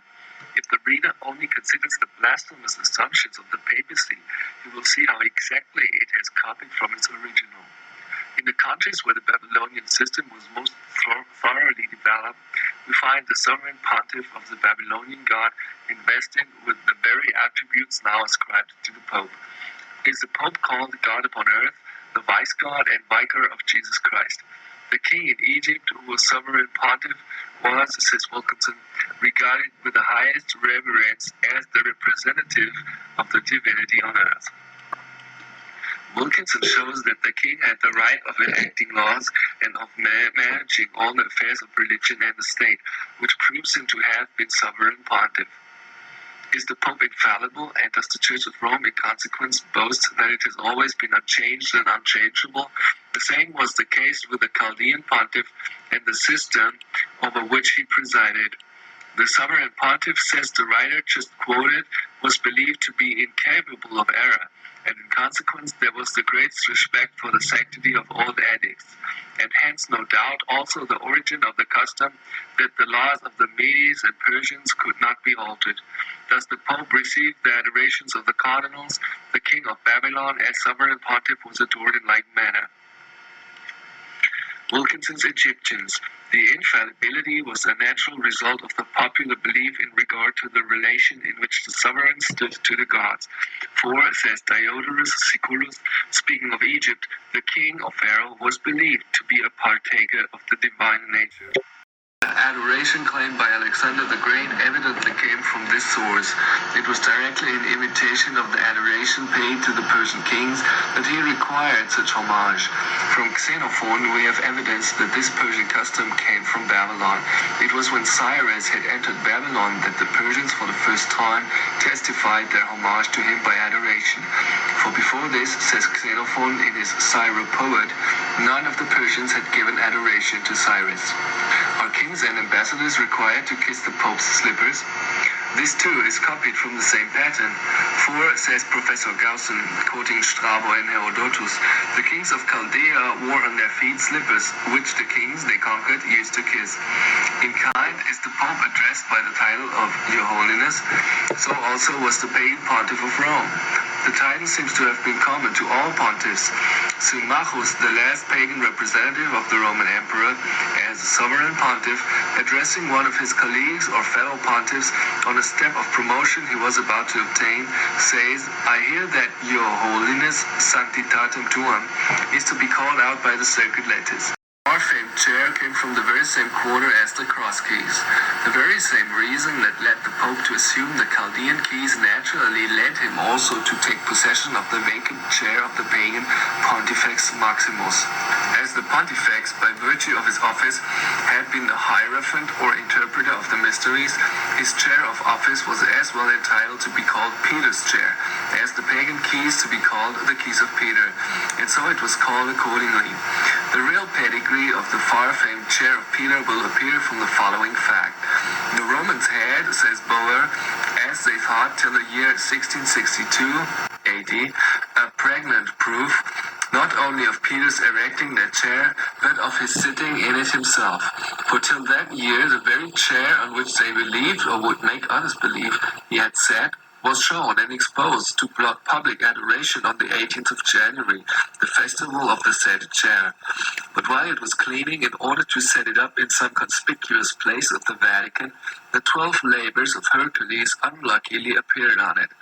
So we can just pause it there. You can see that Alexander Hislop is going to just really dismantle all the pagan artifices of ancient Babylonian mystery priestcraft that really exists within the Roman Catholic system there. And for many long centuries, they used lots of different kinds of superstition and mythology to build up the supposed power and prestige and the supposed honors that were afforded to the Bishop of Rome, who was really becoming the pretended bishop of Christianity, while in an exoteric sense, inwardly in the gnosis and the secret knowledge, he was really the hierophant or the Pontifex Maximus, the ruler of the Babylonian mystery religion. As we carefully were able to calculate and plot the course of it through history, it moved from Babylon to Pergamos, and then from Pergamos in 133 BC, it passed to Rome through Attalus III, where it was picked up by Julius Caesar. And that's really where we're at here. We're at the point where Julius Caesar recognized the power of this particular title. I think there were other titles, there were other high priests of other religious systems there in Rome, but he understood the power of this particular Babylonian cult and how ancient it was and how important it was that it was bequeathed to the Roman state. And this was at a time when the Roman Senate, as a republic, as a legislative body, still ruled the empire. And then after Julius Caesar, his dictatorship and his rise to become imperator and really the dictator and the sole monarchical ruler over all of Rome, was subsequently he took that power as the absolute dictator of Rome and the emperor, and he was stabbed to death and killed in the Senate chamber, whereupon Augustus Caesar took over and became the Caesar, the emperor after him. And so this power that was taken and usurped by Julius Caesar from the Roman Republic, as far as the power to be an absolute dictator and to be an absolute ruler over the Senate and over all the people, was something that passed down the line and continued in an unbroken line of succession. That's what we're talking about. Really bringing to light the power of the occult throne, the esoteric mystery nature of the occult system that's really empowering the world today. And you have to understand, ultimately, the Vatican City was really built on the hill called Vaticanus. And on the hill called Vaticanus, and there in Rome, that was the place where the temple of Janus stood. And Janus was the two-faced, or the double-faced god who was looking to the past and to the future. And you can see that kind of symbolism today in the occult symbolism when you have the bird with the phoenix with the two heads. It's looking to the right and looking to the left. And it's this sense of duality. It's the sense of having two different, an exoteric and an esoteric complexity, so that for the people who are on the outside of the system, they look and see what they want to see. And they look and see icons of Jesus Christ, or they see statues that they believe is Mary, or they participate in rites and rituals and certain equinoxes and solstice, winter solstice, and other aspects of pagan, Mithraic, occult occult rituals that they believe somehow, because of these lies of the Vatican, they believe that they're somehow versions of Christianity. So while people are partaking in the actual rites and the actual liturgy and the actual ceremonies of the pagan mystery religion of Babylon, they think that they're practicing Christianity, but it's really just a deception. So in the esoteric level, they know that they're carrying on these pagan Mithraic rites, and the priestcraft are conducting rituals that are simultaneously Babylonian magic and being offered before the eyes of the parishioners as if it's proper Christian religion. It's unfortunate that we have to elucidate the facts of the matter, which are that is a total deception, and you are not actually practicing any kind of form of biblical Christianity or anything related to the actual reality of Jesus Christ, but you're really participating in the opposite of that. You're participating on a debased and a perverse system of idolatry that the God of the Bible has condemned.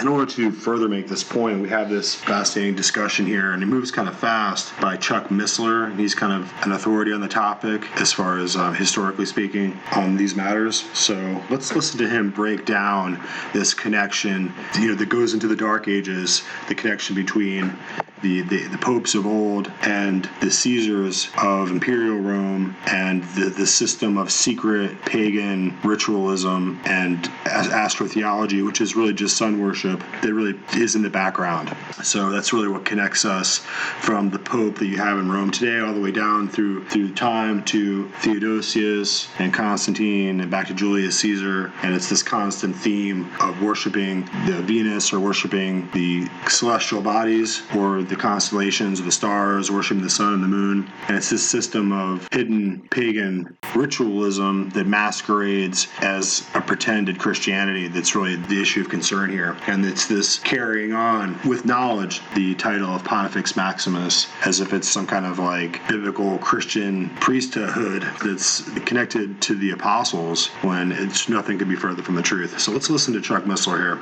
What are these depths of Satan, first of all? Esoteric mysteries of the Babylonian cults, of course. In 378 AD, Damasus, the Bishop of Rome, took the office of Pontifex Maximus. That was the high priest of the Babylonian religion.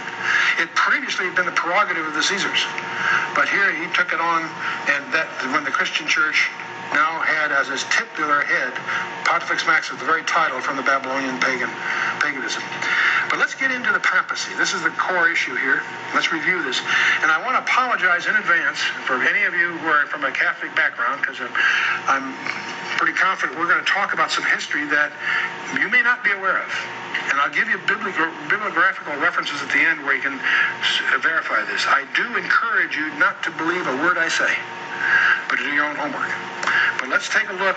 You will not understand the history of Europe unless you understand the tensions between the Vatican and the various kings of Europe, as the Vatican aspired to temporal authority more than religious authority.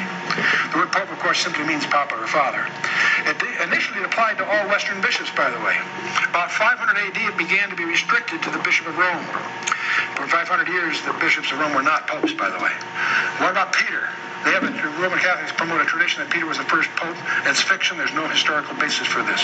There's no evidence that Peter was ever a bishop of Rome.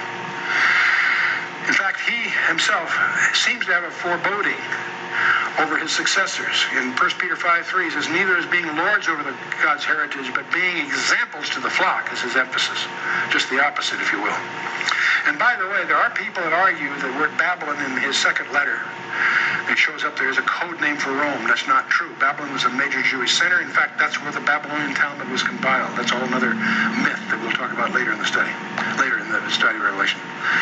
In the 4th century, there were 5 major primary centers: Rome, Constantinople, Antioch, Jerusalem, and Alexandria. They each had the bishop in that area was called a patriarch. All 5 were originally equal.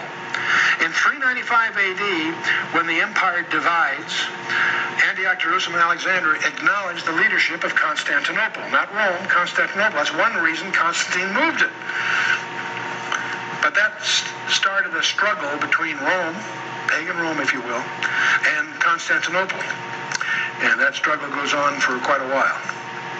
And the Bishop of Rome, in his lust for worldly power, claimed universal jurisdiction over the church. He just asserted it. Unfortunately, that was all. It was under his watch, the empire divided into two separate empires, East and West. The Roman Empire itself split into two arms, two legs, if you will. The East, of course, was beset with all kinds of theological controversies. The West was under increasingly weak emperors, and it was breaking up before the barbarians. They would fall apart by 476 AD. The Eastern leg outlasted the Western leg by 1,000 years. But these jawbone attempts, these attempts for the Bishop of Rome to somehow declare that he's in charge of all of them, was attempts that continued until Leo I. We want to get to Leo I here. In 445, he obtained from the emperor the imperial recognition for his claim as primate of all bishops. In 452, he did it. Understand the Rome was falling apart. The barbarians were at the gates, and Attila the Hun, he persuaded Attila the Hun to spare the city of Rome. Pretty cool. I mean, he pulled that off.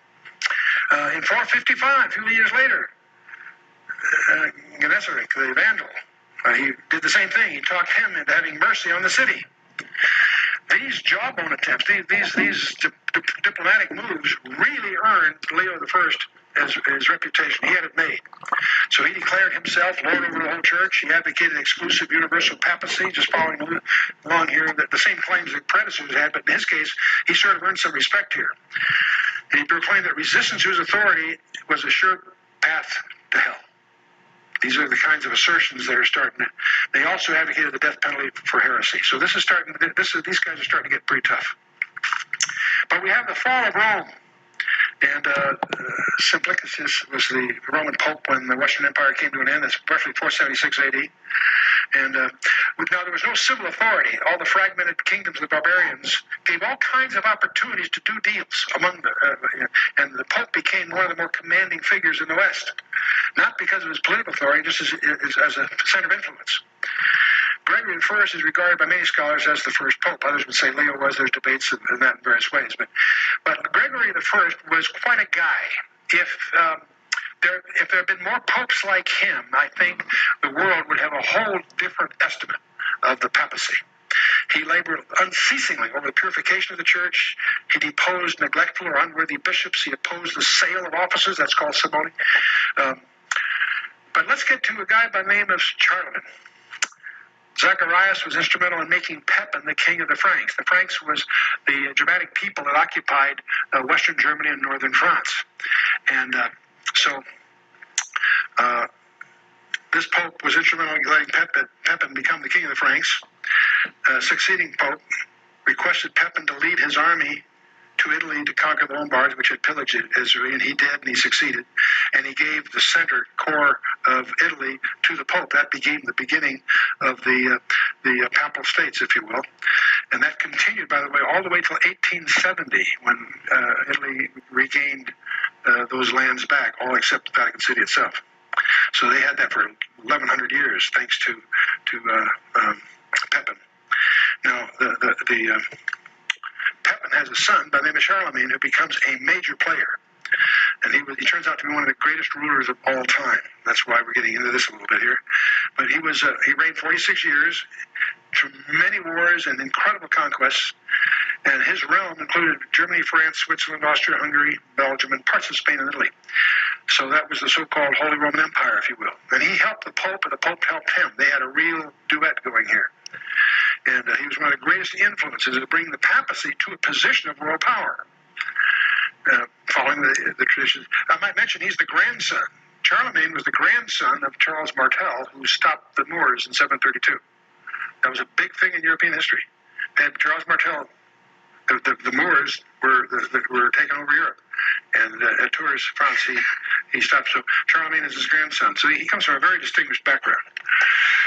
And we get to the Treaty of Verdun. After Charlemagne dies, of course, the Treaty of Verdun divided his empire into what later became the foundations of Germany, France, and Italy. That's where it really came out of, the Treaty of Verdun. But this is where a ceaseless struggle starts between the popes and primarily the German and French kings. And the so-called Holy Roman Empire lasted 1,000 years until Napoleon brought it to an end in 1806. It's interesting how the Holy Roman Empire which was neither holy nor Roman, but that's the label, is sort of the echo of ambition subsequent. Hitler's Third Reich was the third regime. You had the original Roman Empire, the Holy Roman Empire. It was the Third Reich. That was the idea. And so on. And what we're seeing in Europe is heading in a similar direction. Well, we have a strange thing occur. Nicholas I, by the way, is the first pope to wear a crown. And it was about this time, 857, there a book surfaces called the Isidorian Decretals. And it purported to be letters and decrees of bishops and councils of the 2nd and 3rd centuries. And the whole idea was to exalt the power of the pope, stamping the papacy with the authority of antiquity, and antedating the pope's temporal power by 5 centuries. They were very, very important, except after a couple of centuries, they were proven to be forgeries, most colossal forgeries in history. Deliberate forgeries. See, until 869, all these ecumenical councils were held under the auspices of Constantinople. They were in Greek, not Latin. We tend to forget that. But that was really where the real issues were joined. And Nicholas I undertook to interfere in the affairs of the Eastern Church. He excommunicated the Patriarch of Constantinople, who in turn excommunicated him, so they treated excommunication those. And the claims of the Roman Church became increasingly unbearable, so the East finally it separates itself. This is called the Great Cleavage, where the Eastern Orthodox separates from the Roman Catholics, if you will. That's where they really split. The Eastern Orthodox has many traditions that are similar, but many that are very distinctly different than the Roman Catholics. They don't have celibate priests and so forth. And of course, the breach becomes wider through the centuries, and the brutal treatment of Constantinople by the armies of the Pope Innocent II during the Crusades deepens the whole division between the two. So there's a huge tension between them. Well, from 904 to 963 is known in history, strangely enough, as the rule of the harlots. And it turns out that under Sergius III in 904, there's a gal by the name of Marozia, and her mother Theodoria, and her sisters. They filled the papal chair with paramours and bastard sons, and turned the papal den into a den of robbers. And this is why they call this era called the rule of the harlots. Sergius I gets replaced by John X. He was brought from Ravenna to Rome and made pope by Theodora for her more convenient gratification. He was smothered to death by Marozia, who then in succession raised a papacy. Leo VI, Stephen VII, and John IX, who was her own illegitimate son. That conversation by Chuck Missler really goes on for quite some time, and he really breaks down a history and almost goes through every single pope in that discussion. But he really, in the very beginning, ties it back to the mystery schools, the mystery traditions, and esoteric secret knowledge that the Gnosticism that was coming out of the ancient world was really being filtered into the Roman system of paganism, which ultimately was shaping the Roman bishopric, and ultimately the papacy itself was designed to reflect the Hierophant, or the Pontifex Maximus, the high priest, the priest king of Babylon. And that was the power of the initiation and the shape that institution took, which was to rise from just being a pastor to a man who was a land-holding, a sovereign king, and was really the king over all other kings. So it was a will to power. It was a will of ambition to rise and to take control of the world and try to delude and deceive the world into receiving the fraudulent authority. Really what the Vatican represents, and that's really what the papacy represents, is a system of fraudulent authority. Of course, it would tell you that if you don't accept their authority, that you're a heretic and you should be burned at the stake, or you should be excommunicated or killed or punished in some kind of way, that if you don't accept the authority of the Pope, that you'll go to hell. Of course, there's no tradition for this unless you're coming from the Babylonian mystery cults. Then that kind of thinking makes sense. The idea of Hades, and the idea of a priest king who can send your soul to hell, and who is the bridge between heaven and earth, who is the man, the God man, who is responsible for communicating the divine intentions, or who's the high priest over the entire cult. Well, all these ideas are something that we get from Babylon and from Egypt. Like, you'd imagine a pharaoh who was really a divine, he received worship, and he was considered to be a divinity, just like Julius Caesar took on the title of Pontifex Maximus and impressed upon others that he was really the offspring of divinity. He was the offspring of Venus and other deities. It's really this process of setting up a universal religion in Rome. It was the pantheon of all the gods. So the process of conquering different parts of the world, different cultures, different nations, different languages, and peoples throughout the world would be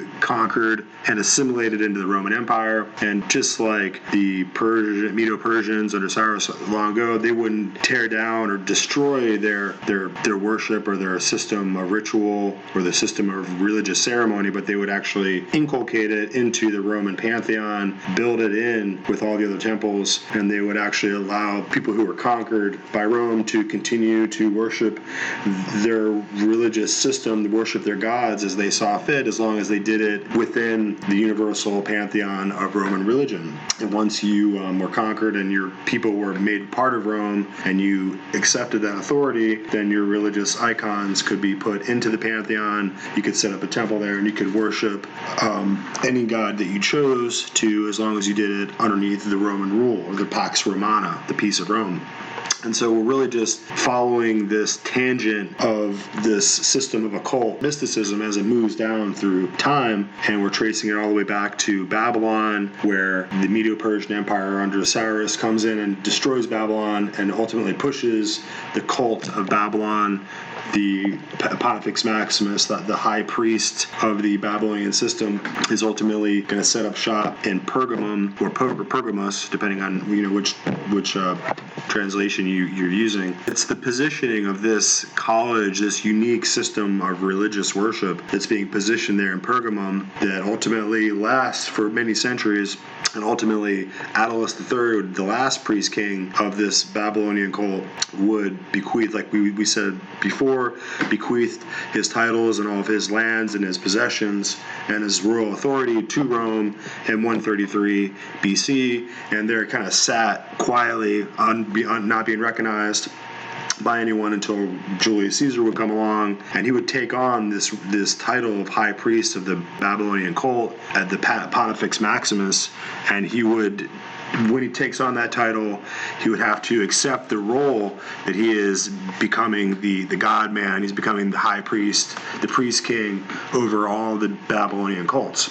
And that might not have meant a lot to the people in Rome, but to the adherents of the mystery religion around the world, they recognized that this particular individual was now the ultimate divinity, and that he would have to accept himself as a god. And so we're really getting into that discussion here. We have something we can say further on that. We have Jorg, who is going to be reading out of Rulers of Evil, which is a very fascinating book by Tupper Saucy. So let's just take a little listen here. According to Scottish theologian Alexander Hislop, Caesar consented to deification in order to inherit the huge kingdom of Pergamum. Consisting of most of Asia Minor, present-day Turkey, Pergamum was bequeathed to the Roman people in 133 BC by its king, Attalus III. But there was a catch. The people of Rome had to regard their leader as God. The Pergaminian kings had begun ruling as gods when the title of Pontifex Maximus fled the fall of Babylon in 539 BC. In that eventful year, Persian invaders assassinated the Babylonian king Belshazzar. Just moments prior, Belshazzar had seen his assassination prophesied by the famous handwriting on the wall. Quote, Mene, mene, tekel, upharsin. Stands for, the numberer is numbered, as we can read in Daniel chapter 5. Ruling as God by divine appointment, Belshazzar had profaned the sacred vessels of the Israelite temple. This was the unpardonable sin of blasphemy, for which God sent the Persians to destroy him. Now, Belshazzar's priests were evidently spared.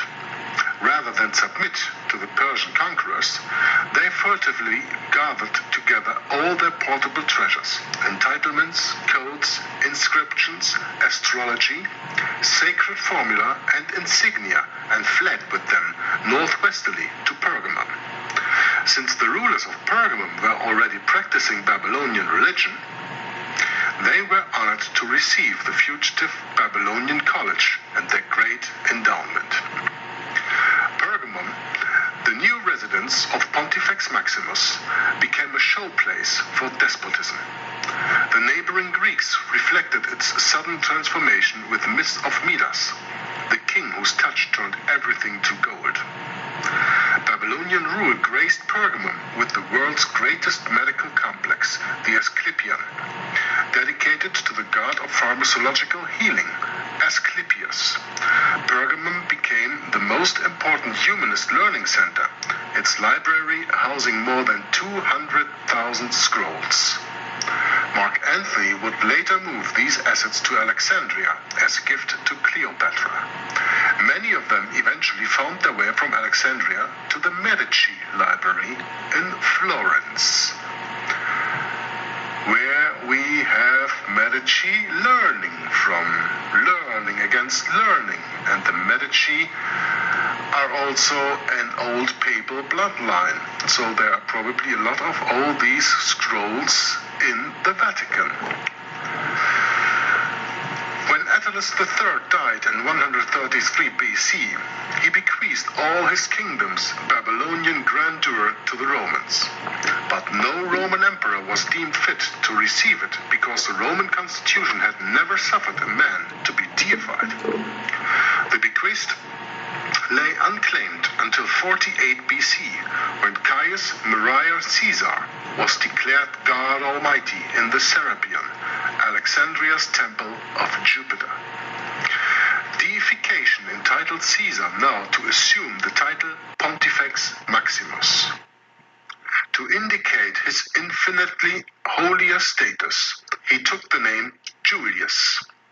The name was a claim of descent from Julius Ascanius, the legendary son of legendary Aeneas, Virgil's maritime hero who sailed westward with a band of his Trojan fellow countrymen fleeing the sack of Troy by Greek marauders.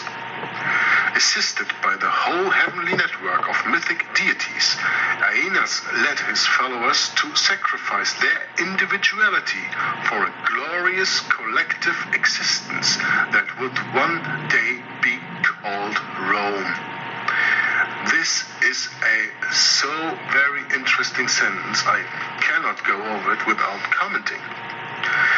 Aeneas led his followers to sacrifice their individuality for a glorious collective existence that would one day be called Rome. Aeneas was considered the offspring of a union between a human being, Anchises, and Jupiter's wife, Venus. When Anchises boasted of his intercourse with the goddess, Jupiter struck him blind with a thunderbolt. The Aeneid, and I told you, remember, that I mentioned before that there is a book read out on YouTube of that historic work. If you want to read more about this fable of the Aeneid, then you can go to YouTube and listen to that audiobook, but you gotta be very patient. I tell you, it's a long one, and it's not easy to understand. But the Aeneid opens with Aeneas carrying blind old Anchises out of Troy on his shoulders. By taking the name of Aeneas' son Julius and claiming descent from him as well, Caesar was able to trace his lineage back to the Queen of Heaven. The divine lineage supposedly flowed through his mother, Maria, who was purported to have conceived him without losing her virginity. Maria also claimed to have remained a virgin even in childbirth by having her son delivered from the side in a surgical operation that still bears Caesar's name, still today. Did you understand that Caesar was able to track his lineage back to the Queen of Heaven? That he be of divine conception? Yeah? Isn't that what in the Bible is said about Jesus? Do you see how the devil counterfeits everything that is written in the Bible with Caesar and making him Pontifex Maximus and telling the fable, I call it fable, all of this quote-unquote fable and endless genealogy, which Paul taught the church not to heed, is foundational to American secular government. For it is Julius Ascanius, grandson of Venus and claimed ancestor of the original Caesar, who inspired Annuit Coeptis, the upper motto on the flip side of the Great Seal of the United States. The phrase, which the U.S. Department of State interprets to mean, quote, God hath favored this undertaking, unquote, was spoken by young Julius Ascanius in the 9th book of Virgil's Aeneid. And that was spoken by young Julius Ascanius in the 9th book of Virgil's Aeneid. What does Virgil's Aeneid, I ask you, have to do with anything with the God of the Bible? With the creator of the world? The scene is a battleground. The Trojans are outnumbered and fearful. Young Julius Ascanius takes a position in front of his shrinking countrymen. He looks up at an evil giant named Remulus, king of the Rutulus. Remulus mocks the Trojans for sending a boy to fight him. While the giant quakes with derisive laughter, Julius slips an arrow onto his bowstring and cries toward the heavens, quote, Almighty Jupiter, favor this rebellious undertaking. Audacibus adnue coeptis.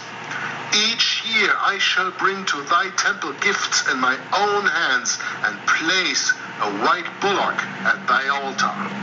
Unquote. 12 years after the publication of the Fourth Eclogue, Octavian entered Rome triumphantly as the Prince of Peace. Like Julius had done, the new Pontifex Maximus received a new and holier name, Caesar Augustus.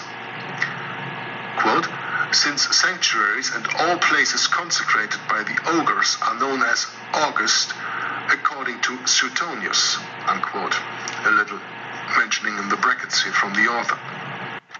And like Julius, he was hailed as, quote-unquote, Son of God.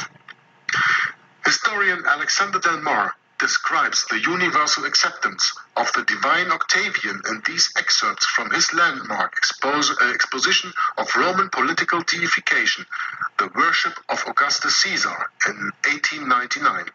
Quote, in the firm establishment of the messianic religion and ritual, Augustus ascended the sacred throne of his martyred sire and was in turn addressed as the Son of God, Divi Filius, whilst Julius was worshipped as the Father. This claim and assumption appears in the literature of his age, was engraved upon his monuments and stamped upon his coins. It was universally admitted and accepted throughout the Roman Empire as valid and legitimate according to chronology, astrology, prophecy, and tradition. His actual worship as the Son of God was enjoined and enforced by the laws of the empire, accepted by the priesthood and practiced by the people. Both de jure and de facto, it constituted the fundamental article of the Roman imperial and ecclesiastical constitution. As supreme pontiff of the Roman Empire, Augustus lawfully acquired and exercised authority over all cardinals, priests, curates, monks, nuns, flemens, augurs, vestal virgins, temples, altars, shrines, sanctuaries, and monasteries, and over all religious rites, ceremonies, festivals, holidays, dedications, canonizations, marriages, divorces, adoptions, benefices, wills, burying grounds, fairs, and other ecclesiastical subjects and matters. The common people wore little images of Augustus suspended from their necks. Great images and shrines of the same god were erected in the highways and resorted to for sanctuary. There were 1,000 such shrines in Rome alone.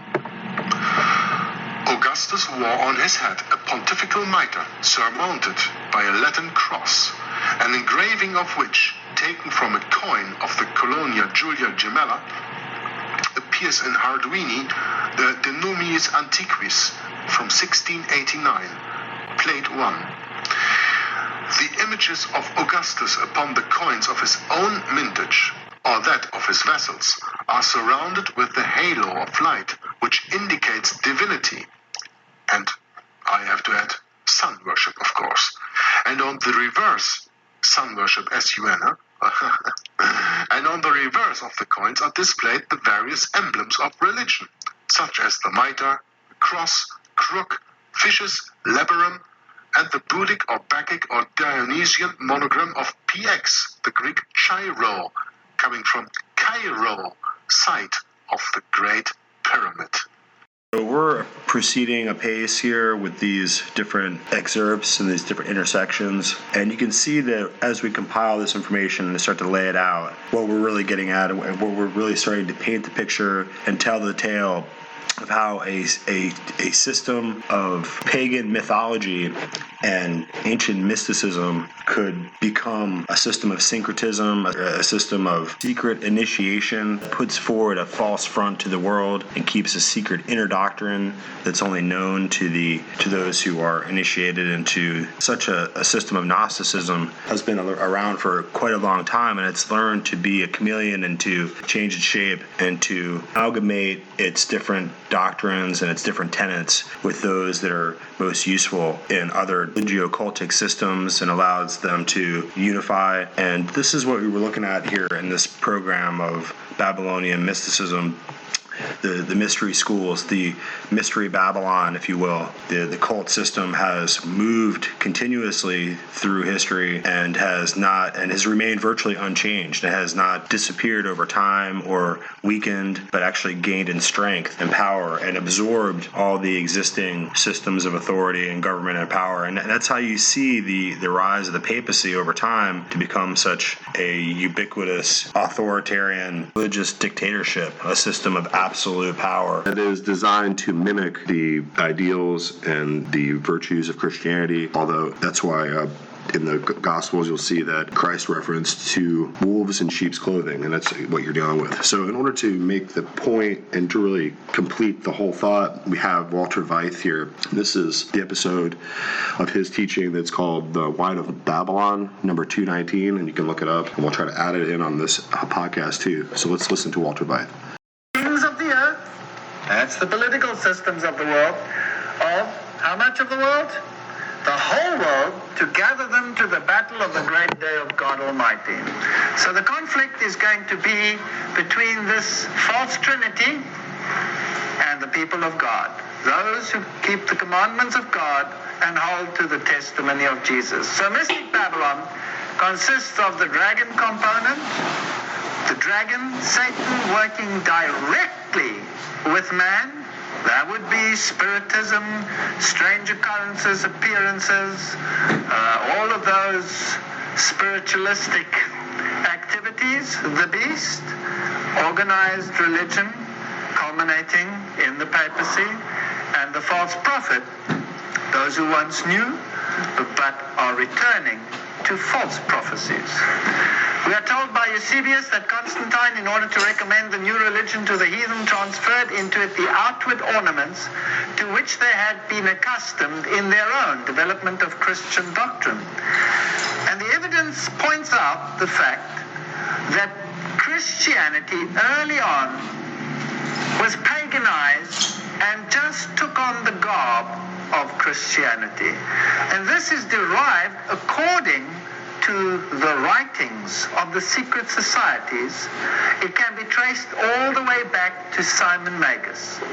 Simon Magus followed Peter and Paul to Rome, And he was a magician. He was a pagan priest who put on a cloak of Christianity because he wanted to have that power, and Peter rebuked him. And this Simon Magus, by the way, the name Simon also means Peter. He followed them to Rome, and this occult mixture between paganism and Christianity finds its seat in him. He was the Petra, P-T-R, and the Petra, Peters, have nothing to do with Simon Peter, the apostle, but have to do with Simon Magus. I know that after I leave, savage wolves will come in amongst you and will not spare the flock. Even from your own number, men will arise and distort the truth in order to draw away disciples after them. The teachings of Magus, of Simon Magus, having come from Sumeria, were Kabbalistic in nature. And out of Kabbalism comes Gnosticism. And Gnosticism is the teaching that the Messiah is the Osiris of old. So the ancient Egyptian mythologies, which come from the Book of the Dead, which come from Thutmose III, who was the very Pharaoh who clashed with Moses, who was the high priest of occultism and paganism.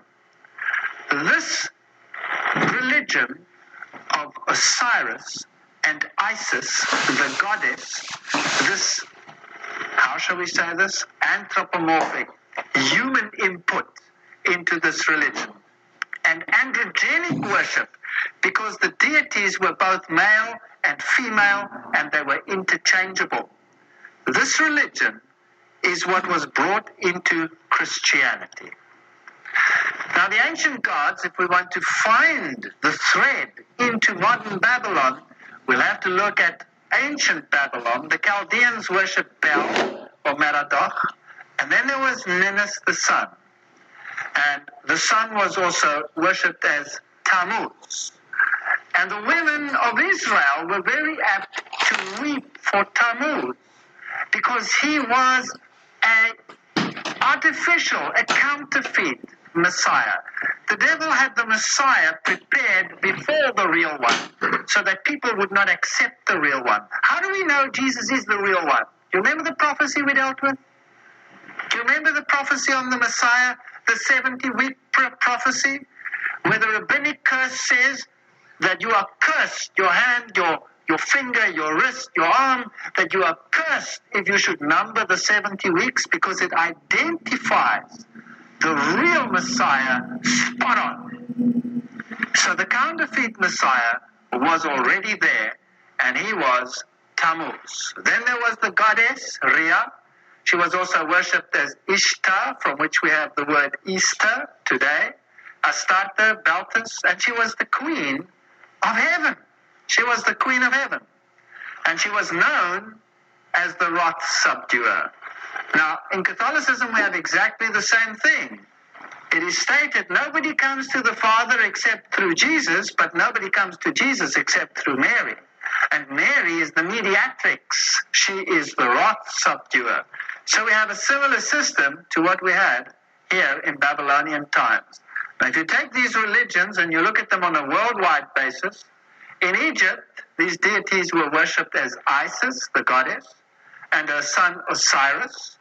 And Osiris was the one who died, became part of the sun, was resurrected, and came back to this earth as Horus.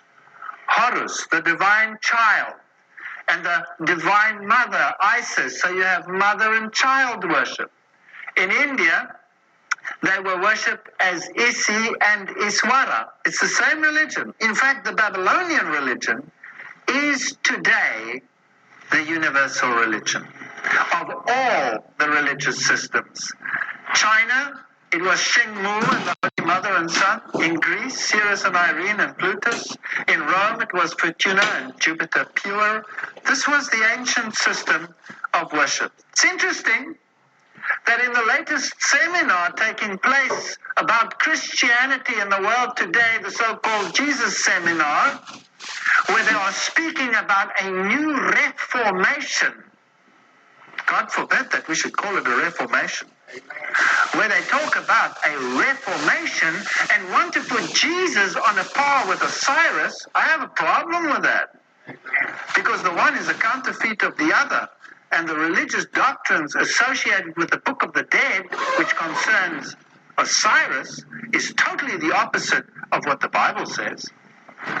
Well, Ezekiel 8:16 says that the door of the temple of the Lord between the porch and the altar were about 25 men, with their backs towards the temple of the Lord and their faces towards the east, and they worshiped the sun towards the east.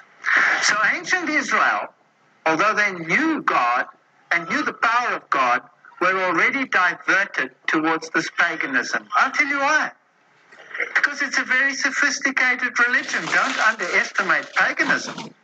We think these peoples were silly or stupid because they worship pagan gods. We're no less stupid. Did you know that? Most of my life I served pagan gods. Didn't even know it. But that's a fact. So, they worship the sun because sun worship is a perfect counterfeit of messianic worship. So in other words, it's easy to substitute the one for the other, put him in the right garb, and apply the right liturgy, and you've got a religion. Now the religion comes from the legend of Nimrod and Semiramis.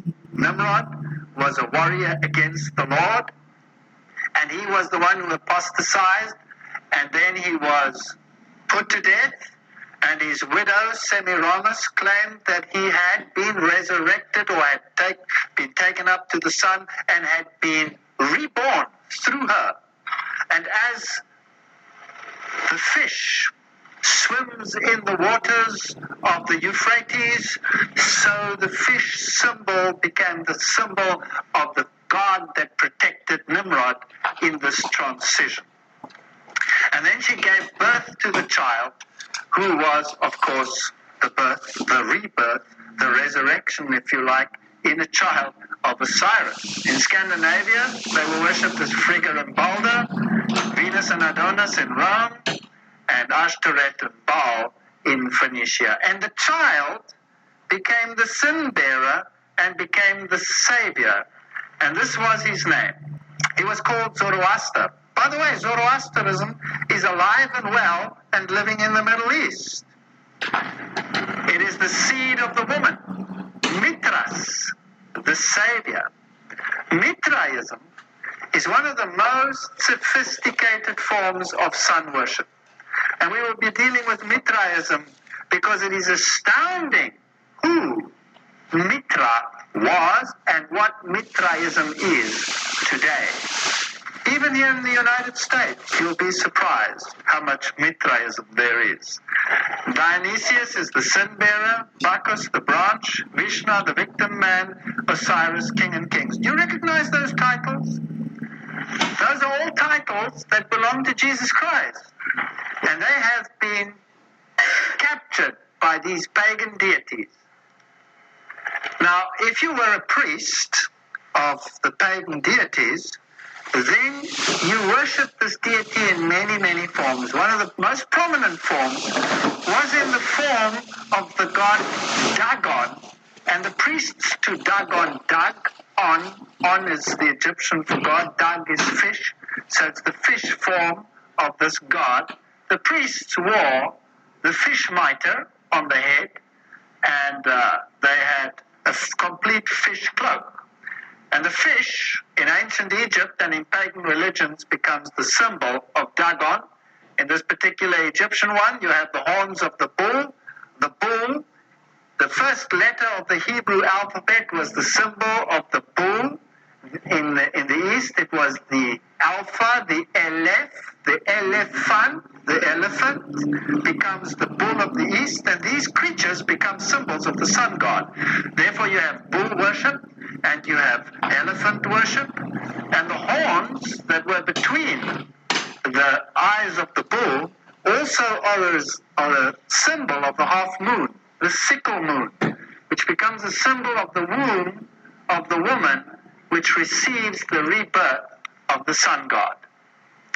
So later on, they became a little bit more sophisticated, and the priests of Dagon wore the fish mitre and the cloak, and then later on, they substituted the fish cloak for colorful robes, normally in the colors crimson, which is the color of sacrifice, purple, which is the color of royalty. Now, do you recognize that sort of mitre on the top there? Do people wear it today in another form? Yes, they do. Well, let's go and see if we can find it really in the ancient Babylonian finds. Yes, we can. This one here comes from the Pergamon Museum. I took this one myself. There you have the symbol of the sun and the wavy lines, by the way. Wavy lines emanating from the sun are the sign of the female symbol. Straight lines are the sign of the male symbol.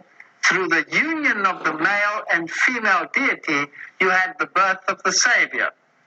And here you have priests of Dagon walking around with pails over there containing holy water. And they would have little brushes which were made from hyssop. And then they would sprinkle the people to wash them. Is that a ritual that is practiced today? Yes, very much so. Here you have a priest, a high priest of Dagon.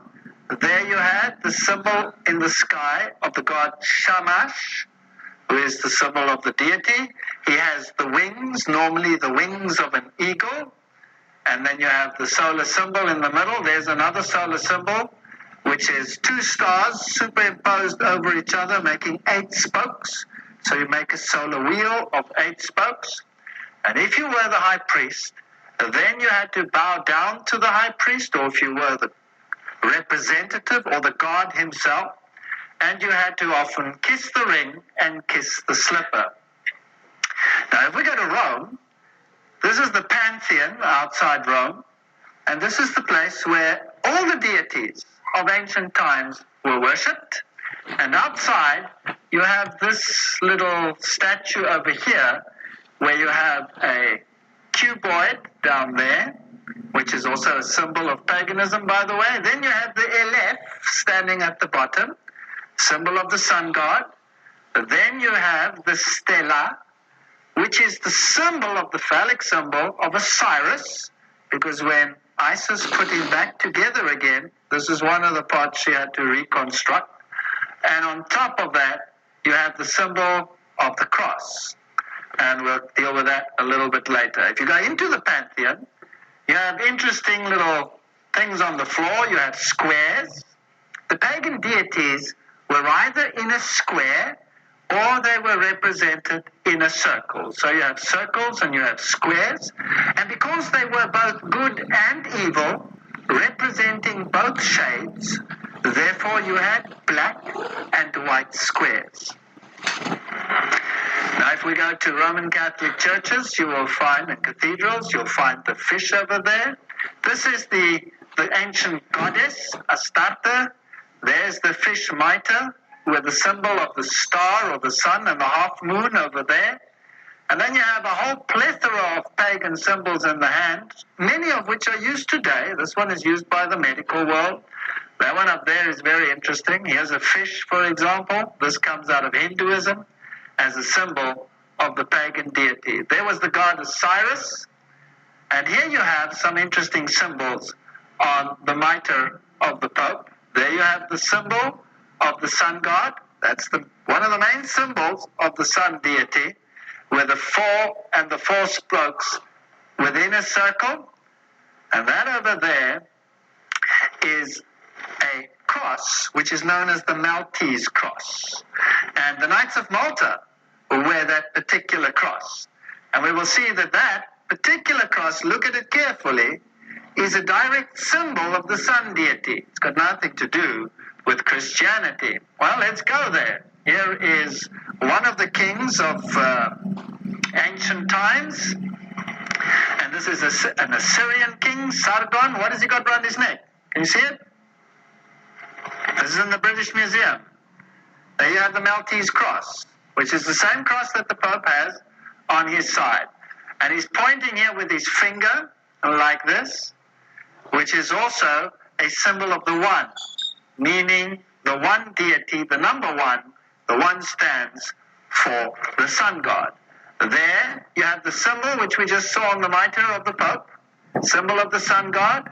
There's another symbol. You have the compass, the set square and the compass, which you find in Freemasonry. Over there you have the half moon with the sickle in it, which you find in many religions. There you have the multi-layered one, as you find in the Aztec religions of sun worship. And there you have the triple mitre, the three aspects of the sun god. Those are some of the main symbols of sun worship as you find them in ancient times. Where do you think we'll find them most prominently today? Probably in the papacy. Well, all of these are wearing fish mitres. Those are mitres of Dagon. Let's go to Basilica San Clement, one of the churches in Rome. Let's go down to the bottom. You will find that they used an altar, which on the one side was inscribed with Christianized symbols, and on the other had petroglyphs of pagan sun worship. So both religions worshipped in the same capacity, used the same venues, switched the altars, and eventually they fused into one. Church history tells us Christianity became the established religion of the Roman Empire and took the place of paganism. Christianity, as it existed in the Dark Ages, might be termed baptized paganism. It's very interesting. Let's see what the Roman Catholic Church has to say about this. The Story of American Catholicism, page 37. It has often been charged that Catholicism is overlaid with many pagan incrustations. Catholicism is ready to accept that accusation and even to make it her boast. The great god Pan is not really dead. He's baptized. Aha. So paganism is within the church, and the real deity behind the scenes that is worshipped is not Jesus Christ, but is Osiris, in whatever form he is. In the form of Pan, you would find him in the groves. He was the god of the groves. He was the god of fear. That's where the word panic comes from. And this god Pan is the one that is worshipped either as a beautiful young man who wears and carries the sheep as the shepherd, or he is worshipped as the one with the goat's feet, depending which aspect you are looking at. Because whether you worship him in his positive sense or whether you worship him in his negative sense, it's the same deity. It's the same whether you worship Lucifer or whether you worship the good side. The dark and the light are one and the same deity. Well, let me take you to this very prominent Roman Catholic cathedral. And I was looking for these symbols in this Roman Catholic cathedral in the south of Germany. And here I found what they call the statue of David. You see it over there with the sheep, carrying the sheep around his neck. And I was wondering whether that was a representation of David or whether it was a representation of the other one. But it's not too difficult to tell, because what has he got in his hand? He's carrying the pan flute. Now, did David ever play the pan flute? Yes or no? No. David didn't carry the pan flute. He had the harp, the hand harp. So this instrument tells me that this is Pan and not the other one. Then I was interested, having seen Pan over here, whether I would find Pan in his negative form in the same construction, in the same building. And sure enough, there he is. There's Pan with the goat's feet, and all the other symbols of paganism, including Janus, the two-headed one. So this is paganism in its highest form. If we go to St. John's Lateran, which is the church where the papacy speaks ex cathedra, or if you go to St. Peter's, the whole system over here, the whole construction is a system of pagan sun worship. The site is the ancient site. By the way, most of the cathedrals in the world are built on the very ancient pagan sites where the ancient deities were worshipped. The construction of these buildings are also in accordance with the ancient pagan rites. So here you have the triangle, for example, you have the famous sun dome, and you have this pillared structure which is normally known as the seat of the goddess. And if you enter into this place on the floor, you will find the official title of the papacy, which is Pontifex Maximus. Now, this title comes all the way from Babylon. It has been changed through time. When Medo-Persia took over, the Medo-Persians took over the religion, the same religious system. The priests of Babylon revolted at some stage, were driven out, and fled to Pergamos. And there, the Pontifex king, Pontifex Maximus, resided until Roman times, when he gave his title, his vestments, and all the powers of being a deity as well as a high priest to the emperor. And that's why Roman emperors got the title Pontifex Maximus. And when Rome declined and the seat of the Caesar was empty, the Bishop of Rome claimed the title Pontifex Maximus, which means the bridge builder. He's the bridge between heaven and earth. So he takes the place of Jesus Christ, who is the bridge between heaven and earth. And if we want to see whether we find any of the interesting symbols, this is on the floor of the Vatican. What do we have over there? There we have the Triple Crown. Where do we see that? It's a symbol of the ancient religion that we saw there associated with the Babylonian system and the Assyrian kings. So we have brought to bear in this episode a really interesting and diverse perspective here to really kind of hone in on what we're really trying to expose as the anti-Christian nature of the Roman papacy. And it's a difficult subject matter. It's really replete with a lot of kind of sensitive areas. A lot of people who are religious, they will glom on to whatever their particular sacred tradition is, and they will be offended if anyone tries to show them their error or to correct them from a position that they're in, that they need to view the Vatican as not a friendly, helpful, godly ministry that's helping the people of the world to wash away their sins or to become better people. But ultimately what's happening is the Vatican is becoming a presumptuous megalomania, and it seeks to rule over all the affairs of mankind. And there is no way to have any kind of freedom or liberty or liberation from the ubiquitous authority that the Vatican intends to wield. And really the whole move towards globalism itself and the move towards the international global governance is evocative of the ambition of the Vatican itself. And it's really, you have to recognize that they're the ones who have the prerogative and also the financial backing to create this supranational global institution, that this earth state that seeks to ultimately control every single person and every single government and every single aspect of life on earth, and to make decisions about what people are allowed to know or what they're not allowed to know, what they're allowed to believe in, what's acceptable, controlling all political speech, all political thought. And really we're in an era of thought crimes where you can really, I was reading this one podcast and people are apparently getting arrested for memes now. So if you have a meme that's too mean and it's too edgy and tells too much truth, then you could in some areas probably find yourself getting arrested. So it's an era of restriction on thought, and we're the type of people here in the United States who want the liberty of our conscience. We want the freedom of our conscience to do what we believe is right and not be forced to be guided by other people's conscience. So I don't want the Pope over in Rome telling me what's right or wrong, or these traditions are no longer acceptable, or these traditions have to stand, or these have to change. I don't need a dictator, a spiritual dictator, to tell me how to conduct my relationships with the Lord or with my family or with anything. And can you imagine this guy running around carrying a golden stick, talking about how he has somehow the power to withhold sin or to cast people into purgatory or to release people from purgatory or to say high requiem masses so that your relatives who have died can be sprung from purgatory? I mean, these are all the Catholic teachings and the basic Roman Catholic canon law that's been continuously and unchangingly carried down through us through the centuries. And they're not going to change their perspective. I mean, these Jesuits who are now controlling the papacy, they may change some wording or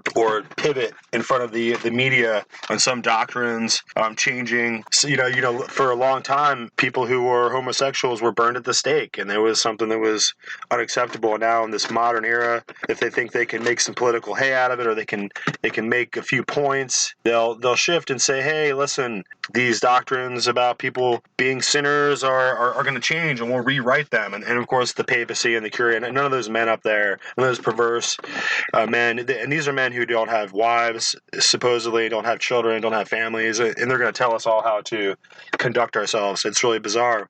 And it's really profane and kind of insidious to think that these guys walking around with all this golden, gilded, with the robes and the purple and the scarlet, to imagine that somehow they're going to deal with God for us. They're going to manage the God affairs. They're going to handle God. They're going to message Him and talk to Him, or do their incense, or whatever they're going to do. But they're somehow going to carry on our relationship with God for us. And all we have to do is go whisper to the priests and tell them what our sins are, and they'll go thumb, and they'll do some kind of Vatican magic, and they'll square it with God for us. That's what we're to believe. So I have a couple more interesting things I want to add, but we really need to kind of get to the end of our episode here. But I want to add this interesting comments by Johnny Cerrucci. He's on a podcast. He's doing a really fascinating interview, and he has some interesting things to say. So let's listen to Johnny Cerrucci and get his take on it. Constantine may have melded some sun worship in with Christianity, or he may not have. One thing is for sure, Constantine immediately stopped some of the worst pagan practices. That is, child abuse, child sexual abuse, and child sacrifice. Constantine would go on to take over pagan shrines and confiscate their wealth and apply it to the empire. Well, to me, I don't mind any of that. I don't mind any of that. And there are various sources that say certainly his mother, maybe even his father, were converted Christians. That's not really where the big trouble starts, with the exception of Constantine getting in on Christian doctrine. That was the beginning. Constantine feeling, I'm the emperor, I'm a Christian, I am going to arbitrate on doctrinal issues. Well, that sets the stage for a centralized authority. And that is the easiest way for not nice people to take an organization and steer it in the wrong direction. So I would say, if anything, Constantine's centralizing of authority in Rome was the beginning of bad. But it was Theodosius I that really caused trouble, making Christianity the state religion of the Roman Empire by empirical decree. That really started the trouble, because Rome was very much a pagan empire with a lot of very bad pagan doctrines. And these pagan doctrines were not wiped out. They were melded in. And basically the pagan doctrines remained and wrapped up in Christian trappings. So now you have things like pilgrimages to sacred places. We have worship of the mother and child. We have worship of the dead. We have communication with the dead. Prayers for the dead. We have the purchasing of spiritual favors, indulgences, which is, oh my goodness, it is known as Simonism. There's a term related to Simon Magus as the first one to try and do that. Simonism? What is it? I think that what you were saying about Theodosius, did you say the second? Theodosius the second was the one who made Christianity the state religion in Rome. I think that's important for people to remember, because your average person would say that's Constantine, and I just think people should get that one bit of information correct, because that is an important thing to remember. There's so many things that people don't know about that time period or about history in general, and I always hear people say it was Constantine that did that, but that is incorrect. Yeah, I'm that is an important agenda for me, and for that specific reason, he did not force this syncretistic melding of paganism with Christianity, which just makes it that much harder to understand who he was. They realize that these things that they're doing, the centralizing of authority, did he understand that he was creating a paradigm that would allow evil forces to come in and take over Christianity? Did he understand that? And if he did, would he have walked a different path? Who knows? Right. Yeah. So, yeah, it is important to keep that straight. And very soon, it was, I guess, Justinian in, I want to say, 538 AD. That is an important line of demarcation, recognizing the so-called Bishop of Rome as corrector of heretics and bishop of bishops. This continued to centralize authority. He had this intermingling of emperors also holding this authority, becoming the great Pontifex Maximus, the builder of bridges. So you have the split of the Orthodox Church, and then the destruction of Orthodoxy, Constantinople by the Ottoman Turks. Good grief, like 1,000 years later. But for the most part, the power and control and really a literal dark ages for a millennium, 1,000 years, from roughly 500 AD to 1500 AD, Christianity is abused, is misdirected by this syncretistic pagan religion with Christian trappings, now known as Catholicism. And it was in the 1500s.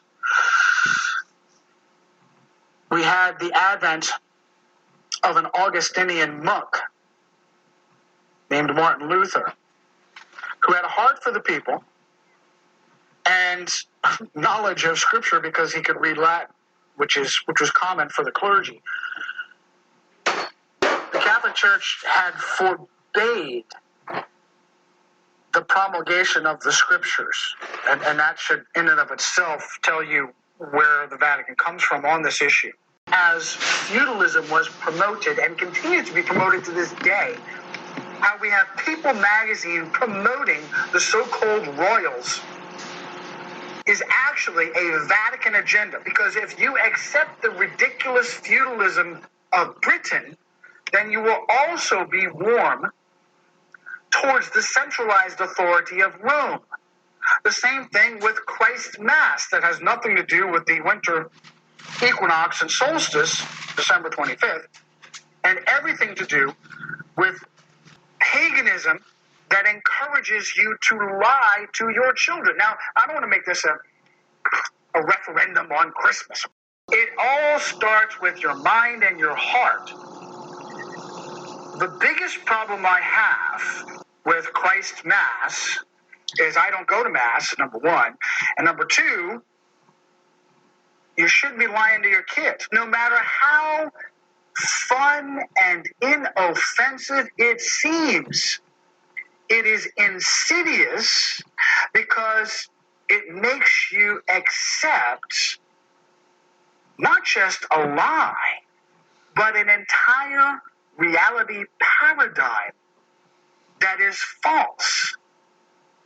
You immerse your children into this ridiculous false reality of this supposed St. Nicholas, who has divine powers to see all and know all and deliver presents to all.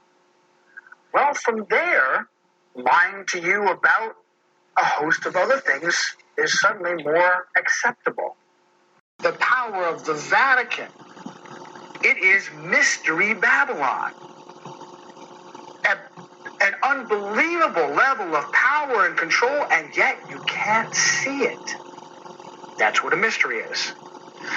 The confessional is is the spinal cord of this machine, of this structure, of this system. And the more you look, these are symptoms. Rome, the Vatican, is the root. And let's get back to 1500 and how Christians had been living for a millennium, 1,000 years in darkness, unaware of what their own scriptures told them. And about this time, as the scriptures, not about this time, throughout this time, as the scriptures leaked out to rank and file Christians outside of the clergy, they would be brutally mistreated. It was back in the 1300s that a Catholic priest and monk named John Wycliffe copied the scriptures, had the scriptures copied by hand. This took years to accomplish. Gave them to his students, who were misnamed and slandered as lollards because, they didn't work for a living. All they did was evangelize. That's Catholic slander. To go about and evangelize across the British countryside. A true born-again evangelist. When Catholic authorities came upon any of the followers of Wycliffe sharing and handing out Bibles, they would tie the Bible around the evangelist's neck and burn them alive. And this is before the advent of the so-called Inquisition. No entity has slaughtered and tortured more believers in Jesus Christ than the city-state of Rome. Certainly military Rome, but absolutely religious Rome. With that, we're just going to wrap up this episode, and I think it's a fascinating look into some of the diverse information that's out there, some of the things that are hard to put together in this particular order that we laid this out. And we're pointing out here that what is a terrible and enormous, ubiquitous, universal deception that goes across the world that suggests that somehow the Vatican Church there, the center of the Roman Empire, as it were, was somehow a religious church. And it's really just a marvelous and horrific lie. You need to be made aware of the fact that just like Johnny Siricho was talking about, the syncretism of ancient Egyptian magic and Babylonian cultism and the mystery religions have worked their way into the Greek culture and the Persian culture and ultimately the Roman culture. And those Mithraic cult traditions and those secret, profane initiation rites of black magic were instituted and inculcated and instilled and perfected within the Curia and within the Vatican system of religion there. It's a false Christian religion. It's really an occult, pagan system of witchcraft that you're looking at there. That's really why they worship on their high Requiem masses there on December 25th, which is the winter solstice and the equinox of the winter there. So we will get back to you. We have much more to say on this. Thank you again